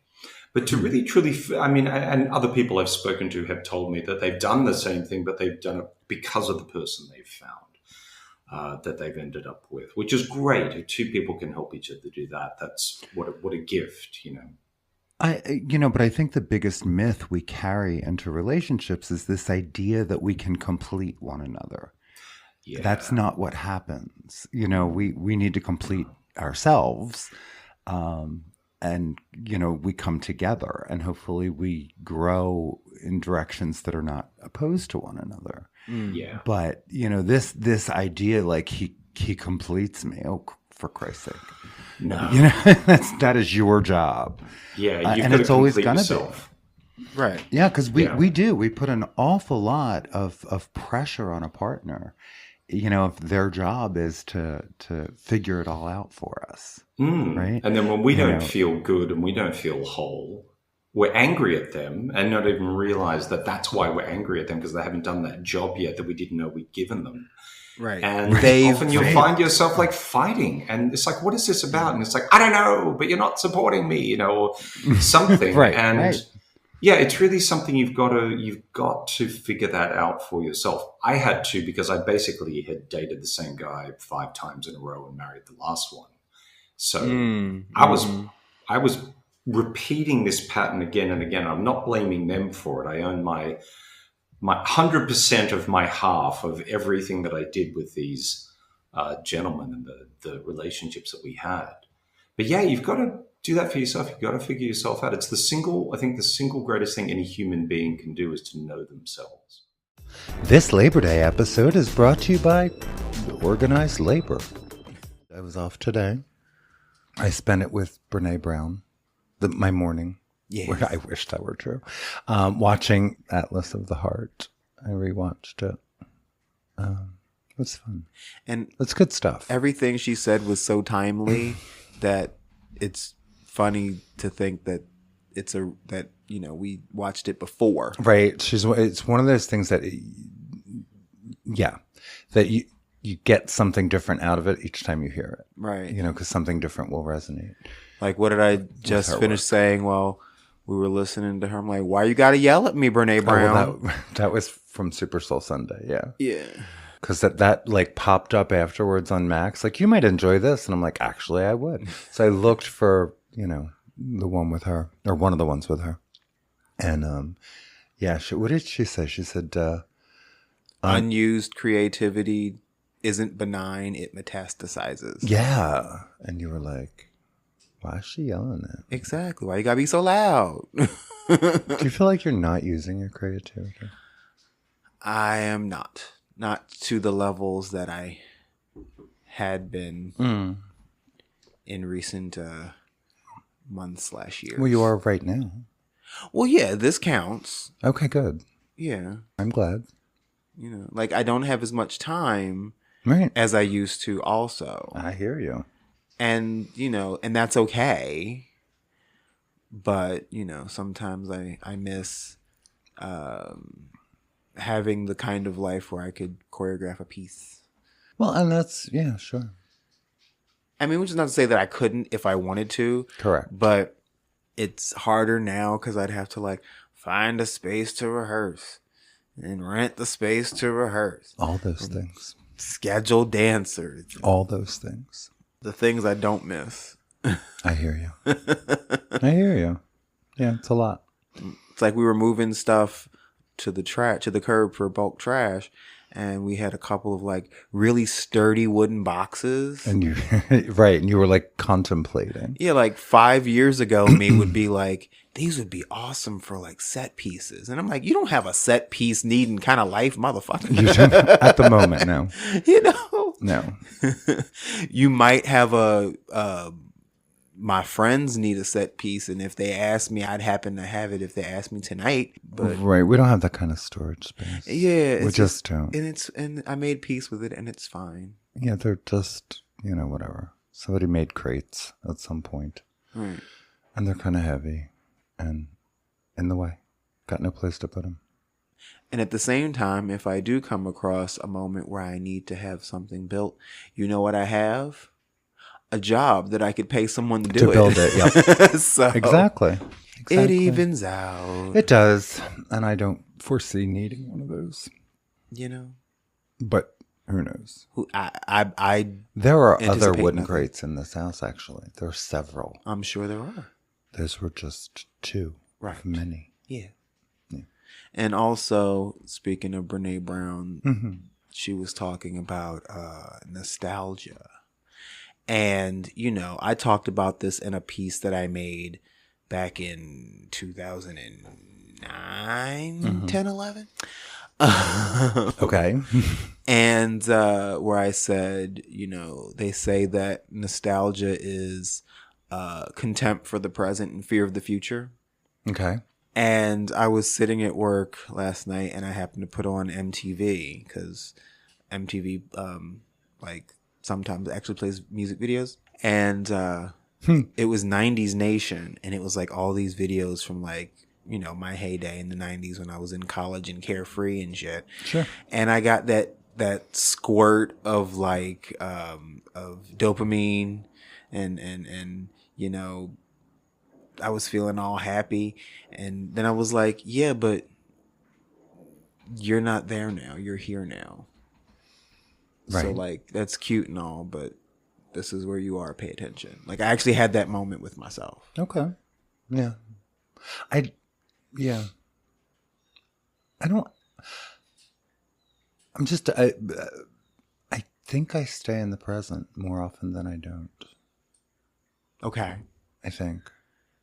I mean, I like, the music of my era and the music that came before and some of what came after. But I don't think I feel like, oh, those days, those halcyon days, because they really weren't. I mean, They weren't. I mean, Yeah. they talked about, that was one of the things she was talking about, or she had one of her guests talking about, was the danger of, the way we look at the past, we forget about the bad parts. right. Right? We forget about, we remember those family holidays. We forget about, the drunken uncle or the grandfather who everyone kept the children away from. Like that Right, kind of right, stuff. right, Like yeah. we forget that. And yeah, I don't tend to look back. Well, the thing about that is like, I know for some people it's like, they peaked in high school or they peaked in college. And so that's like, My life didn't even start until after high school, though. right.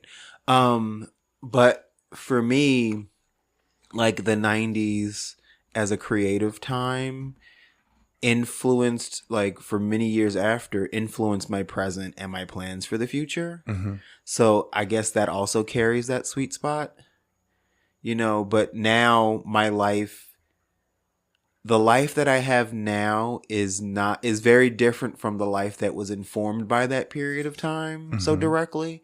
So I have a different relationship with those memories. Sure. It's just interesting to Gotcha. think about. But I'm proud of myself for having the presence of mind to be aware of these things. Gotcha. Like, first of all, in the 90s, podcasts were not a thing. They were not. So I never would have even imagined that we'd be sitting here doing this and that there's actually people out there in the world who listen to us. Hey, yo. Right, there are. All over the world, which is really exciting. Yeah. Actually, when I think about it. Yeah. I try not to think about it too hard. Right. You know what I mean? Gunnar Montano, welcome to the Full Circle Table. Hi, thank you so much for having me. Wonderful to see you in your childless cat lady shirt. I'm such a Kamala stan, I can't even stand it. I just really like witches. I think the concept of witchery is really, really cool. And there are a few things I wanted to tackle that I felt like I didn't have time to tackle in the first show. One of them being kind of like a more gender bent idea of what witches are. So we added kind of like a more male figure, I guess you could call him a male figure, to the coven to kind of make it feel more genderless. And there was some really cool queer themes that we got to tackle with this one that I feel like I lost in the first one a little bit, but I always viewed them as like queer villains, like very dark queer villains. And I feel like I really wanted to dig deeper into that. So this year I really kind of dove headfirst into all the faggotry of what this coven was. You know what I'm talking about? As it were. Yeah. And so it has this really kind of deep, sensual, dark queer vibe, which I'm really excited about. Okay. I love it. Yeah. Yeah, because Blackwood, it was kind of like the queer sensibility was in the response to this like heteronormative violent thing that was going on. Okay. For sure. I see you. Yeah, and I think one of the more fun concepts of this show was to kind of flip the script on our society and kind of prosecute heterosexuality. So you have this kind of it's a nice storyline. It's about time, right? It's about time. Do that shit. not to say that I believe it in the core of me or that I'm anti-straight, just to say that it's really fun to see the irony in it, right? And there's a lot of insight that comes with just seeing the script flipped. You can take in it differently when you see different people in the same situation. So the prosecution of heterosexuality, there is this whole storyline about like how you're not allowed to be in a heterosexual relationship in this coven. It's not, and so it's very visibly persecuted in this show in a very dark way. And I think there's something really interesting and cool and unique about that and fun. We obviously got stuck in a multiverse version where heteronormity and sexuality is kind of like essential to having people. In a way, but in the world I created, it's not. You don't need, it's not reproductive, it's not a reproductive norm. These witches are making witches without heterosexual relationships. Oh, right. Yeah. So you no longer need that foundation, right? So therefore you now have the ability to persecute it, which I think is really, really fun. You better work. I do too. Yeah. I'm excited. not to say that heteronormative couples are the only people that can have children these days, but it is an old school kind of version of thought. Right. Which I'm having a lot of fun just kind of fucking with. For sure. Jack Tambori is in the house. Hi, Jack. How are you? Hi, Charles. Thank you for inviting me. I'm happy to be here. Especially in the 90s, pre-social media, pre-internet, pre-grinder where you can order men like pizza. It's like that being gay, being queer for a lot of white folks was your taste of being other. And you would find yourself in groupings of people that you otherwise might not have because we have this thing in common. Yeah. When would I have had meaningful opportunities for encounters, deep encounters with folks of color outside of gay community? Right. I think about this a lot. My high school was pretty diverse, and it also was structured with racist academic tracking. So like there were kids of all sorts all around me, except in my actual classes. Right. Right. And so, it really, that's an interesting conversation that I never really, because, there is definitely a class structure within the LGBT community. If we're talking, if you introduce the element of race and, I mean, right. It's a whole thing. Let's not say that gay male community is a racial utopia. Shit. I will not. But I think a lot about Samuel Delaney, the writer, has I'm going to butcher this, but there's he wrote a book. It's sort of half memoir, half sort of really academic sort of treatise called Times Square Red, Times Square Blue that I read in my 20s and is something that I really hold to my heart, where he proposes that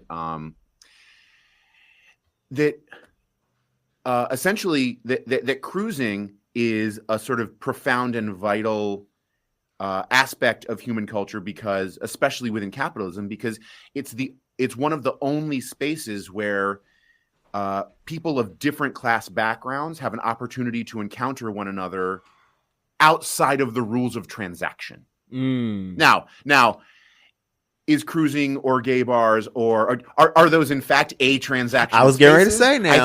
I think there's plenty of transaction going on, but I think at its most basic, like, really literal dumb sort of reality of my encounters with folks of a class background that's different from me. Either I'm serving them something, they're buying something from me, I'm being served, I'm buying something from that, like transaction in its most sort of obvious broad sense. That's like 90% of interclass contact, right, in most places in the United States. And something about queer space creates potential for something more meaningful. Definitely.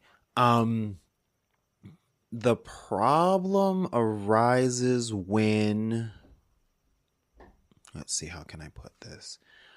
When the marginalized of the marginalized seek safe spaces, right?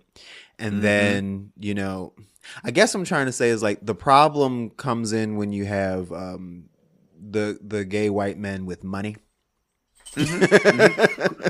Who are bringing class hierarchy into the space. Right. Yes. Right. Yeah. Absolutely. I was like, let me get to the short part of that. Sure. Right, because you know, absolutely. But it's all kumbaya until, you know, the cops show up sometimes. Yeah, I think the proposal of a space that simply doesn't, in and of its nature, have to adhere to sort of rules of spaces of buying and selling more sort of explicitly or formally. I think perhaps this is more about potential than about actual qualities. Yes. I don't know. Nico Lang, welcome to the Full Circle table. Thanks. It's so good to be here. Such a long time coming. Clearly, there was reason this book had to be written. Can you talk a little bit about that? What gave you the, not just the idea, but the wherewithal to travel the country and, you know, have these conversations? Sure. I think really for me, what it came down to is that I had the access and the resources to write this book and it needed to be written. So I just had a responsibility to do it because I've been doing this work for such a long time. I know so many of families of trans kids already. You know, like I've been an LGBTQ plus journalist for over 10 years. I've been working with families of trans kids for 8 years. I know families across the country, they like trust me, they love me, like we're like friends, many of them. You're not really supposed to be friends with your sources, but it's kind of inevitable if you stay in touch with people for such a long time. Like you watch their kids grow up, you get like photos and updates when they're like graduating from high school or graduating from college. Right. You know, there's this like camaraderie and this, even more importantly, this trust that was built in.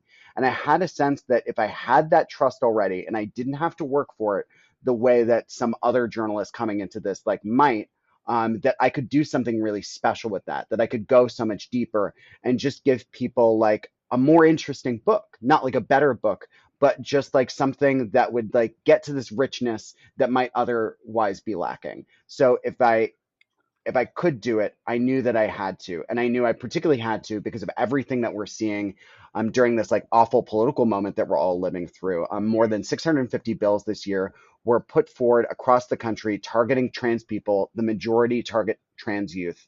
Yeah. And through that, we've very rarely focused on the impact on these kids' daily lives. Like, how are they feeling all through all this? How are they getting through it? How are they experiencing it? How are they trying to figure out how to be a person, like when all this stuff is happening? Because imagine that you are a child growing up in the shadow of people hating you, right? And using that like politicized hate to try to keep you from having rights. And this has always been the way for trans kids, right? And for trans adults. They've always known this to be true. But it just feels like it's become so much more upfront and so much more organized now than maybe we've seen in some like previous decades. And kids are really like dealing with the brunt of it. And I wanted to put them at the center of their own narratives. We've very rarely heard from them about what they think about all this. And there's so much value to like learning about the lives of trans kids and like how they're like not only experiencing this moment, but how they experience the world. Like to me, like we've treated these kids as if they're like not human or they experience the world differently than the rest of us, but they're just kids and they're just people like trying to like go about their lives. And I really just wanted to remind people of that. It's a really like sad political goal to have to remind people of the humanity of trans kids, but here we are. Today, I am sitting down with the Strides Collective. We are just with an embarrassment of riches of creative folk these days, and today is no exception.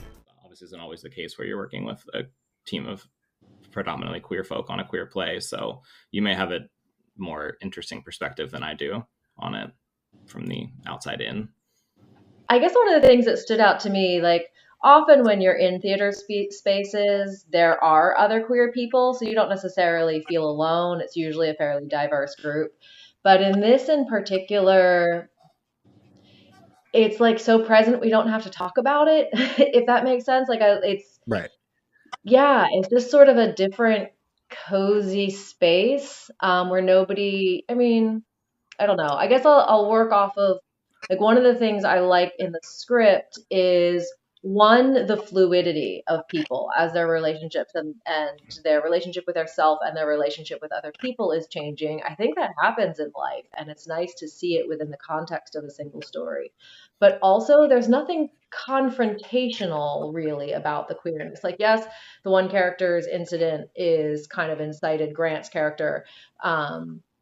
By a perception that there's, an anti-queer thing, but everybody's just sort of existing. Nobody's defending their queerness. It just is. Right. And I like that.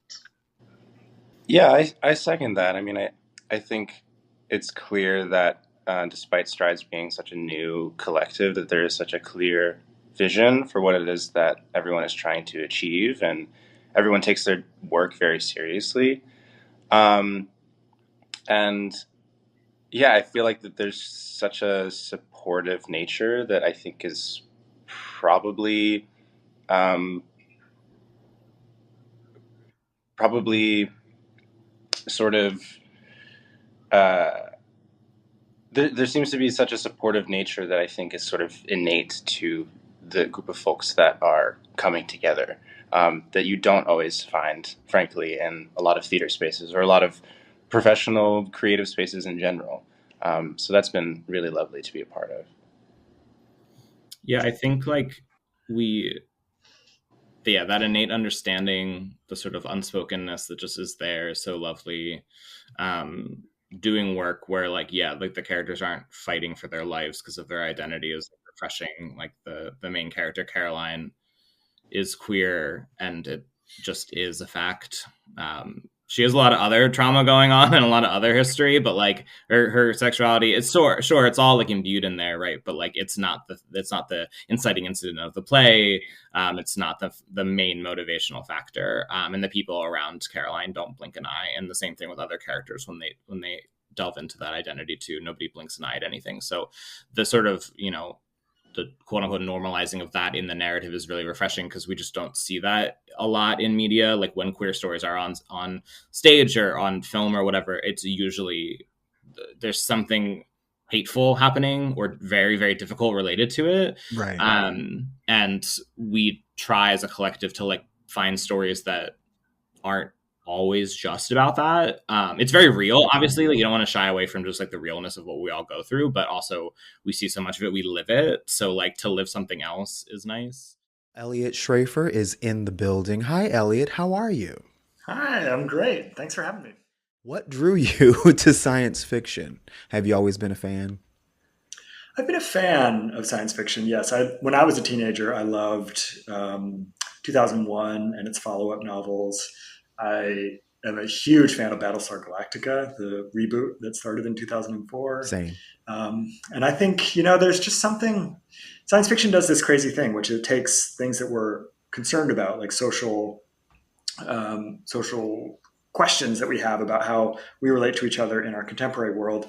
And it puts them in a new context where you can kind of see them anew and reassess it. And I think that's always been a really powerful selling point of that genre. Just like how Star Trek back in the 1960s was a way to talk about race for a country that was unwilling to talk about race. They were doing it through this diverse crew that was meeting, like Captain Kirk kept falling in love with various aliens, Right. And so it was like, like the first interracial kiss was on Star Trek. And I think there's a way in which it kind of can push forward and in a way that contemporary narratives aren't necessarily equipped to do, can actually look and really examine what's going on. And I think for me, reading these science fiction stories, I never even hoped to find an LGBTQ character in them. Right. And that felt like a real kind of loss. Like I would have loved to see myself in one of these stories. And so in The Darkness Outside Us and The Brightness Between Us, it's very much trying to like fill a hole that was there, not just around LGBT representation, but also, sci-fi kind of deservedly gets a reputation sometimes as being a little bit chilly. Like it's kind of all about the ideas and not about characters and feeling. And I wanted to kind of also, as much as I could, like just create characters and a romance that would really pull people in. And so there's a way in which these boys are each other's only the only other humans in each other's lives because they're trapped on a spaceship together. And so there's a way in which they discover that connection is the only way to survive. And I think we all live a version of that story where you realize, even with all your armor and you're saying like, I'm good, I'm fine on my own, I don't need anyone, Right. Screw my family, screw my friends, whatever. Like we all learn like you do need someone. It doesn't have to be your family that you were born with, but you do. We only exist in emotionally healthy ways if we're in a relationship with someone of any sort, not just romantic. Yeah, that is one thing that, you know, I also am a fan of science fiction, and you're right. It does tend to be a little cold and clinical and sterile at times, and that is an element in your work that I do appreciate, that sense of emotional awareness and intimacy. And, you know, yeah, I think it is safe to say that that comes directly from, you know, our queer sensibility and the longing for connection and belonging and togetherness and family, et cetera, et cetera. Yeah, and we have to work. You know, we all had to survive an upbringing where we weren't necessarily able to be our authentic selves, or Right. most of us did. So a lot of our adulthood is about, you know, keeping whatever armor is useful, but also removing whatever pieces we can to become vulnerable to each other, and not, you know, not always. Because I think, you know, I certainly, if you look at like the wreckage of all my relationship from my 20s, I just was not ready to like sort of say like, Ooh. I need you, I need help, you know, like those kind of things. I was like just always trying to be like, no, I'm fine. Like you're emotional, but I'm not feeling anything right now. And that was all a result of growing up in the closet and feeling like I had to like be walled off from needing people, relying on them, or being my full self with them. And a lot of my work as an adult was figuring out how to become authentic again. This episode is brought to you by Decanted Jug Wine and early voting. This was early October, where a judge smacked down Dad's demand to hang straight pride flags in kids' classrooms. First of all, what the fuck is a straight pride flag? I assume it's white. Actually, I think it's gray. Well, that makes sense too. I saw like a mock-up design. I wasn't even sure if it was real or not, like a couple of years ago, and I was like, yep, that's what I thought it was. Boring. This jackass, Nathan Feldman, also sought $3 million in damages for alleged discrimination his children faced for not being allowed to hang the flags. If it weren't for jackasses like you, we wouldn't need the gay pride flag, the queer pride flag. Exactly. Queer pride flag. He claimed he and his two children were discriminated against by a policy that allows teachers to hang pride flags in their classrooms at their discretion. He said his family's First Amendment rights were infringed upon when school administrators rejected his demand to hang straight pride banners up alongside LGBTQ plus flags in mile-high classrooms. I believe this is Colorado, right? I think. Federal U.S. Magistrate Judge Scott T. Varholak recommended that Feldman's claim be dismissed. Yeah, Colorado Politics reported. The judge cited an opinion by U.S. Supreme Court Justice Stephen Breyer, who wrote, "When the government speaks for itself, the First Amendment does not demand airtime for all views." It doesn't say here what grade the kids are in, but I'm thinking, like, you don't even know your kids are straight, sir. Yeah.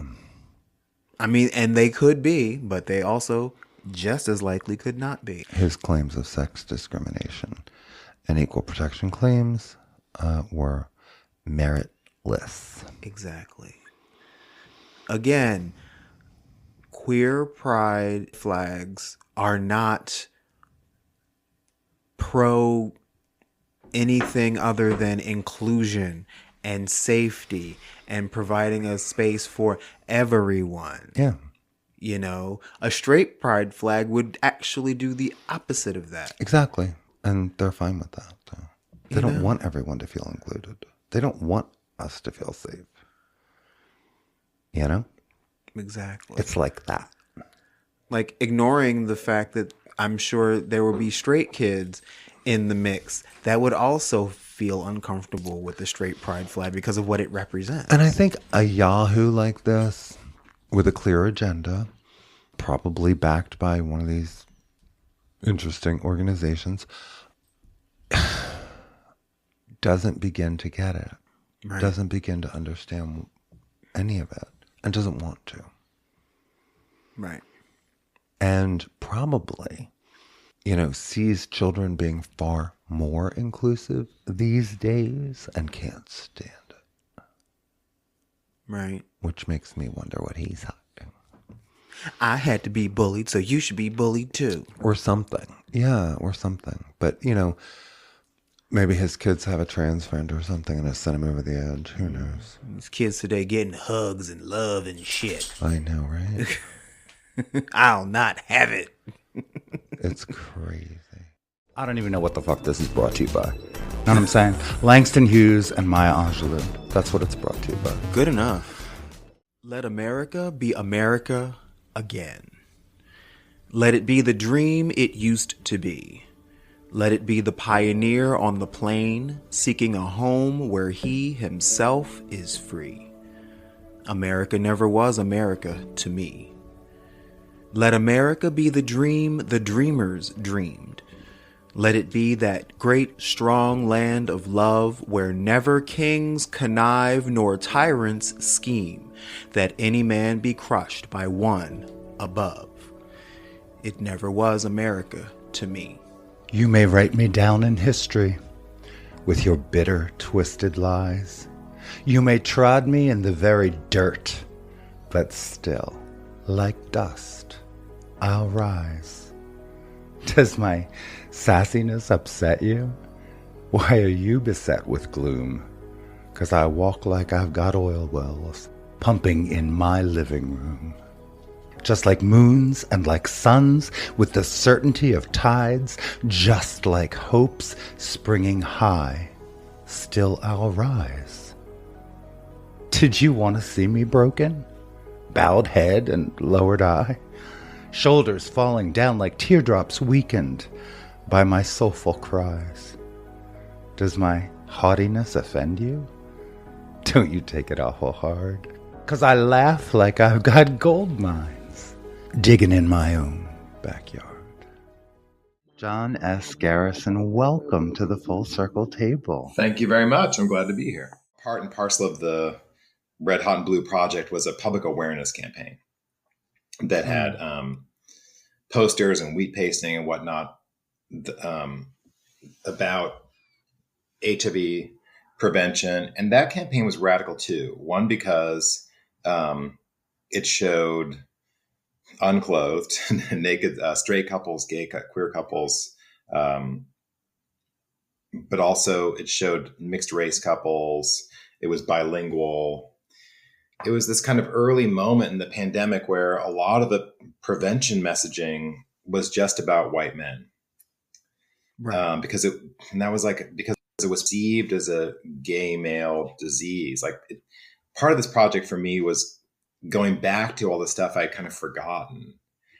I had forgotten that when HIV first emerged, it was referred to, by the White House as a gay plague. Right. Yeah. And even in medical circles, it was called gay related immunodeficiency syndrome, GRID. GRID came before AIDS. GRID. So, and if you listen to that name, gay related, it sounds like, because you're gay or related to the gay quote unquote lifestyle, you get this disease. Like gay itself is sort of a disease or attracts disease. Gay is a sickness. Right. And there was, of course. Well, and it was, you mentioned it in the book. It took until 1973 for it to, be removed from the DSM.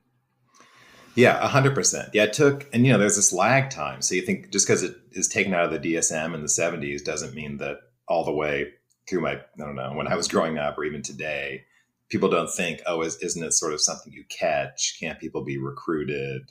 like all those ideas are still there. So, writing this book really took me back to that era.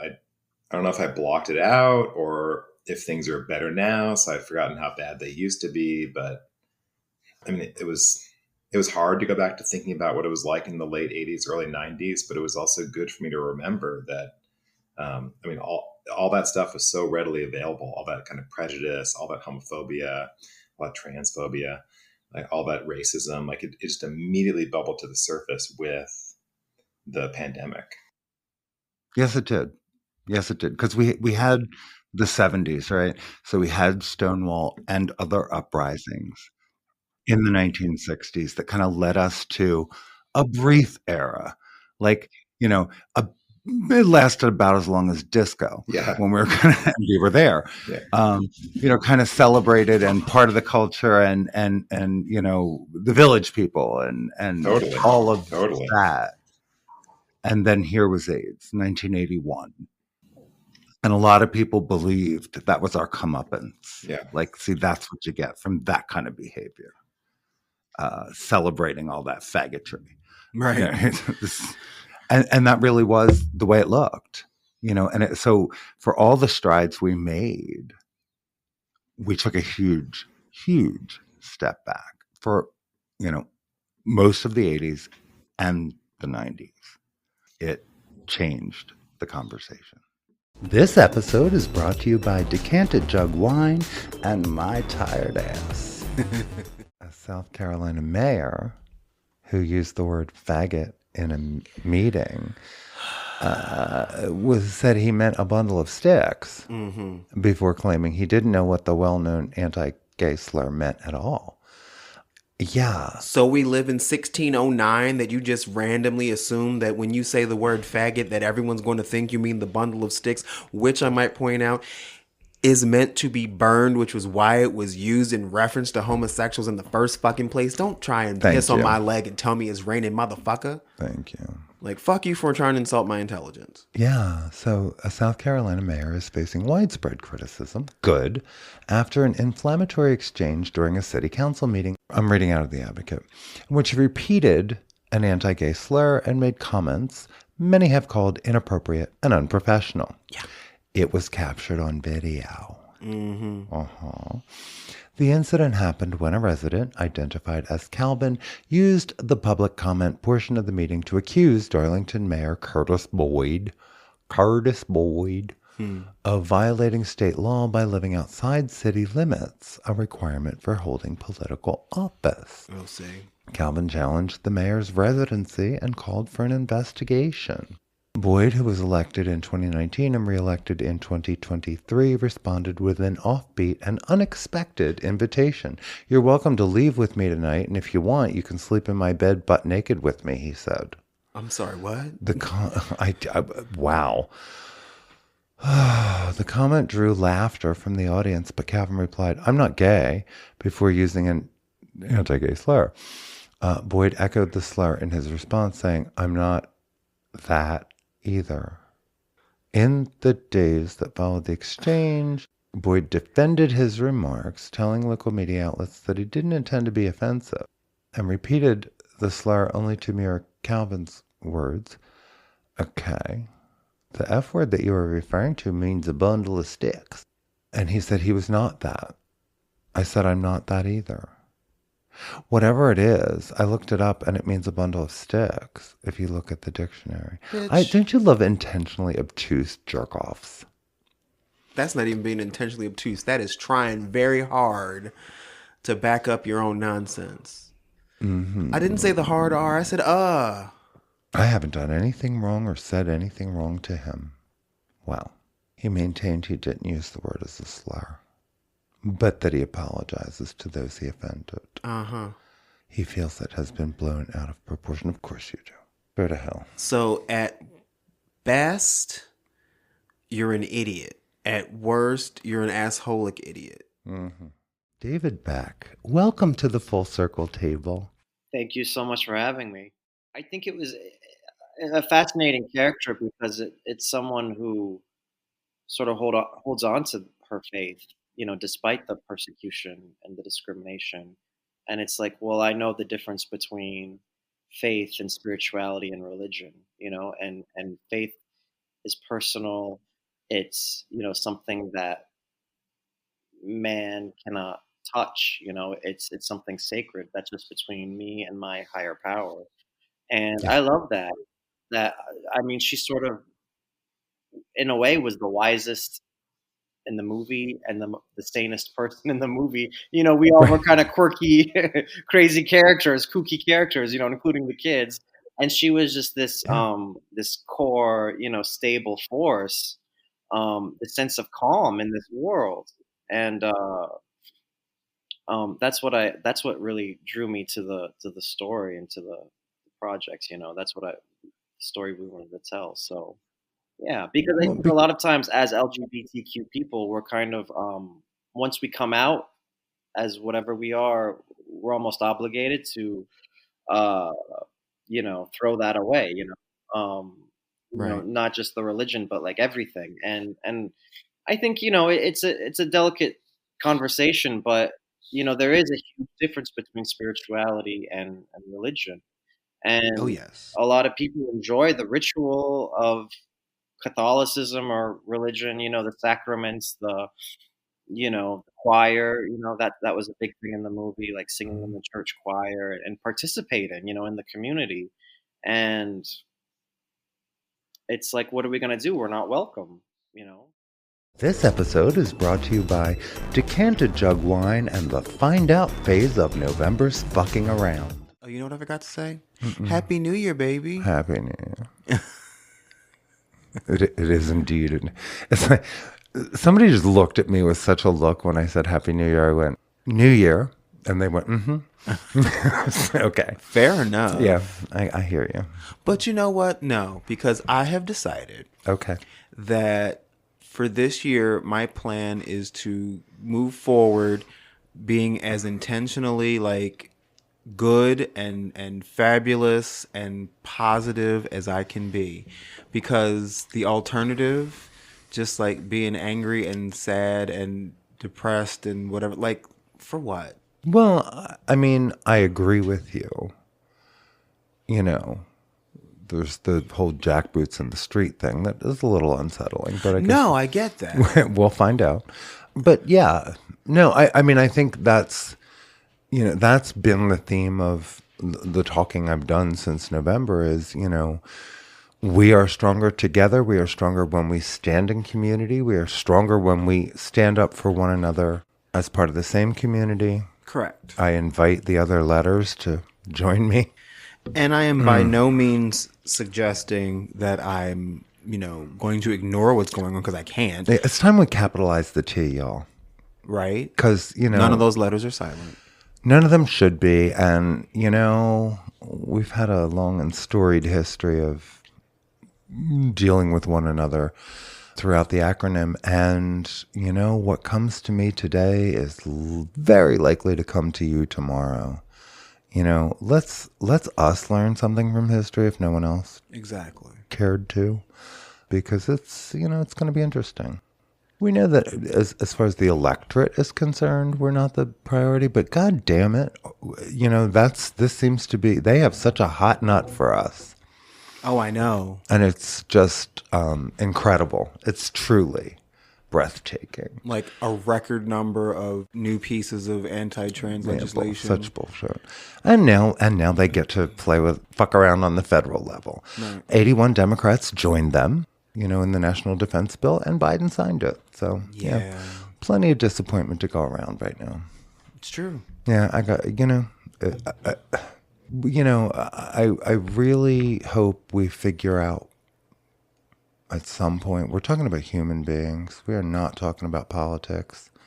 We're talking about lives. Right. Not theoretical people either. Yeah, not theoretical people. You don't know more than the doctors. You don't know more than the experts. You don't know more than us about who we are. And, right. I'm just, anyway, sick of hearing it.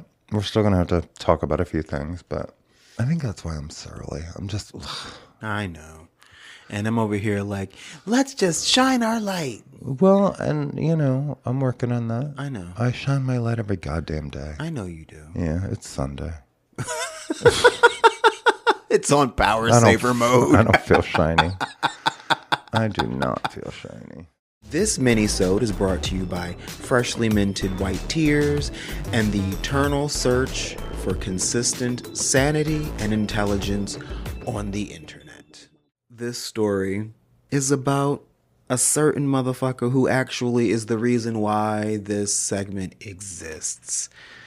Little Miss George Santos is back in the goddamn news. The headline in LGBTQ Nation reads, Federal judge smacks down George Santos' attempt to delay sentencing until August to record podcasts. Yeah. Yes, the podcast sphere is wide open to everyone, but bitch, we don't need you. You got other things you need to be doing, like taking your ass to jail. So, George Santos, who is a former U.S. House representative, in case y'all forgot. He was there all of 5 minutes before we found out that he lied about everything. Everything. Who he is, who he was, who he will be. Where he worked, where he didn't work. Who his mama and daddy is, where they from. Who they are, what they are. Like, he lied about everything. And, again, the jury is still out. I'm waiting for my confirmation that he's not even really human. He is a stack of 12 raccoons wearing a trench coat, because lied about everything. So he was ousted. He was indicted for fraud, using campaign funds for personal things like OnlyFans subscriptions and clothes, and just messy queen. This bitch said he needed more time to pay his criminal fines using earnings from his recently launched podcast, Pants on Fire with George Santos. He called it Pants on Fire. That's more egregious than O.J. Simpson's If I Did It book.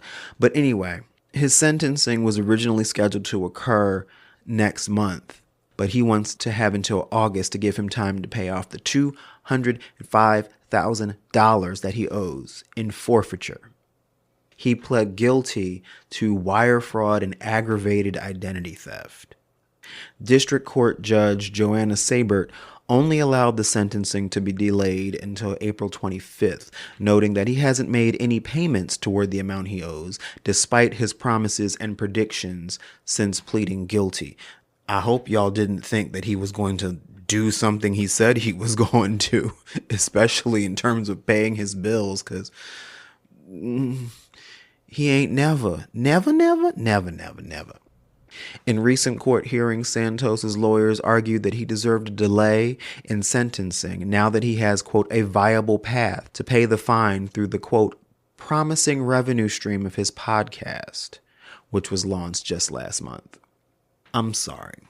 There are individuals out there who are making a more than a decent living as a podcaster, but to make plans on future revenue from a podcast, no matter who you are, that's not a good plan, boo-boo. You may as well just be like, when my tax refund comes, or when I hit the lottery, or when Ray give me back my $50. You know what I'm saying? Like, child, but no integrity, no shame. So why am I surprised? Prosecutors argued that Santos had sufficient time to secure the funds to pay his $205,000 fine. I just feel like that number bears repeating. They called his claims of being able to pay the fines through his podcast speculative, and said that delaying sentencing could set, quote, a perverse incentive structure that rewards famous defendants. Despite this, the judge said she'd delay his sentencing as a one-time courtesy. Like, I'll give you a little bit of time. She knows he ain't gonna come through, because why would this be any different? In August, Santos admitted to using another person's identity and credit cards, as well as campaign funds, as we said, for his own personal benefit. He originally faced 23 federal charges of campaign finance fraud, including wire fraud, identity theft, money laundering, theft of public funds, making materially false statements to both the Federal Election Commission and the U.S. House of Representatives. He initially pleaded not guilty to all charges, calling them a baseless witch hunt, but then later accepted a plea deal because he didn't want to go to trial and possibly suffer decades of prison time. Because you did that shit, baby. We can see you. Now, in addition to his $205,000 fine, he also owes an additional $375,000 in restitution and could face up to 8 years in prison for his criminal misdealings.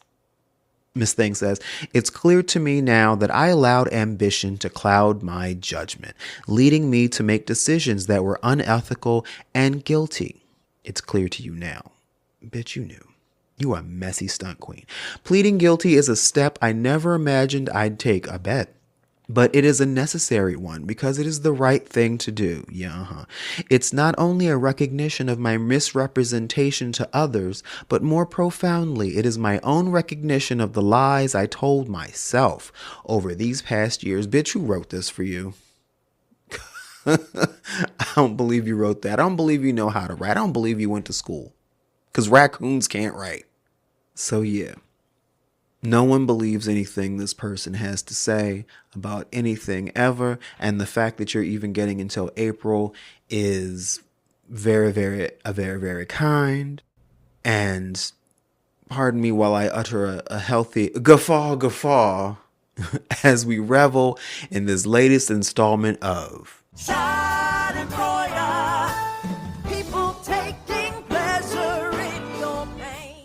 Rio Cortez, welcome to the Full Circle Table. Thank you. It's so good to be here. Thanks for having me. At a time when books are being either banned or burned or both. Yep. Boy, do I love this one. Exactly. I was like, ooh, this book is going to be called Woke, all left, right, and sideways, which means it's perfect. I assume you're prepared for that, right? I'm so glad that we're talking. This is the first time that we've really been able to talk about like our political reality alongside this book, surprisingly. And it's true, like with the ABCs of Black History, it was banned in Miami, Florida.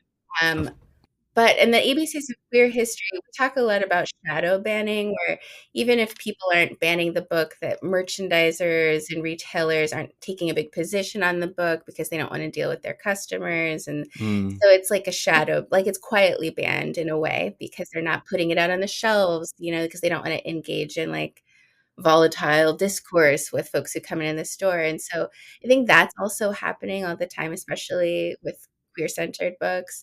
But with women's history, I feel, basically at the ready, because there were certain things that I think that were unavoidable for me to talk about in the book, like consent, for example, or choice, to include trans women in the story of women's history, all these things that I imagine and I anticipate that somebody out there is going to have an issue with. So it hasn't happened. I mean, it just came out, so I don't know. But I don't think the world is magically a better place. But there are positions that I felt really strongly about taking in the book that I feel like I'm prepared for a little bit of opposition about. Which is sad, but a reality right now. Exactly. Of the current discourse, which is upside down and insane. I mean, 1984 was supposed to be a warning. Not a how-to guide. Not a guidebook, right? But you did touch on those things. And as I read through the book, you talk about so many powerful women through history. It wasn't until I got until the very end when I realized there was a section on, terms and figures. But as I went through and you mentioned these names, I thought, what a great primer. For a parent, right, to teach more, right, to say, just to put a spark kind of on every page, like, who are these women? When did they live? What did they do? Yeah. And you provide, a pretty concise piece in the back to read about the women who are mentioned in the book. But I still think, talk about your mom, Charles. What she used to do. Oh yeah. So I'm biracial. My mother was white, my father was black, and my mom wanted to make sure that I was versed in Black history. So she would bring we had these Black history calendars, and each month was a different figure. And so like she made me write like a couple of paragraphs about each person. Nice. So that's why I know who like Sojourner Truth and Benjamin Banneker and those, you know what I'm saying? And these things are important for parents to make sure that your kids, have more than what they will be fed in school. Yeah.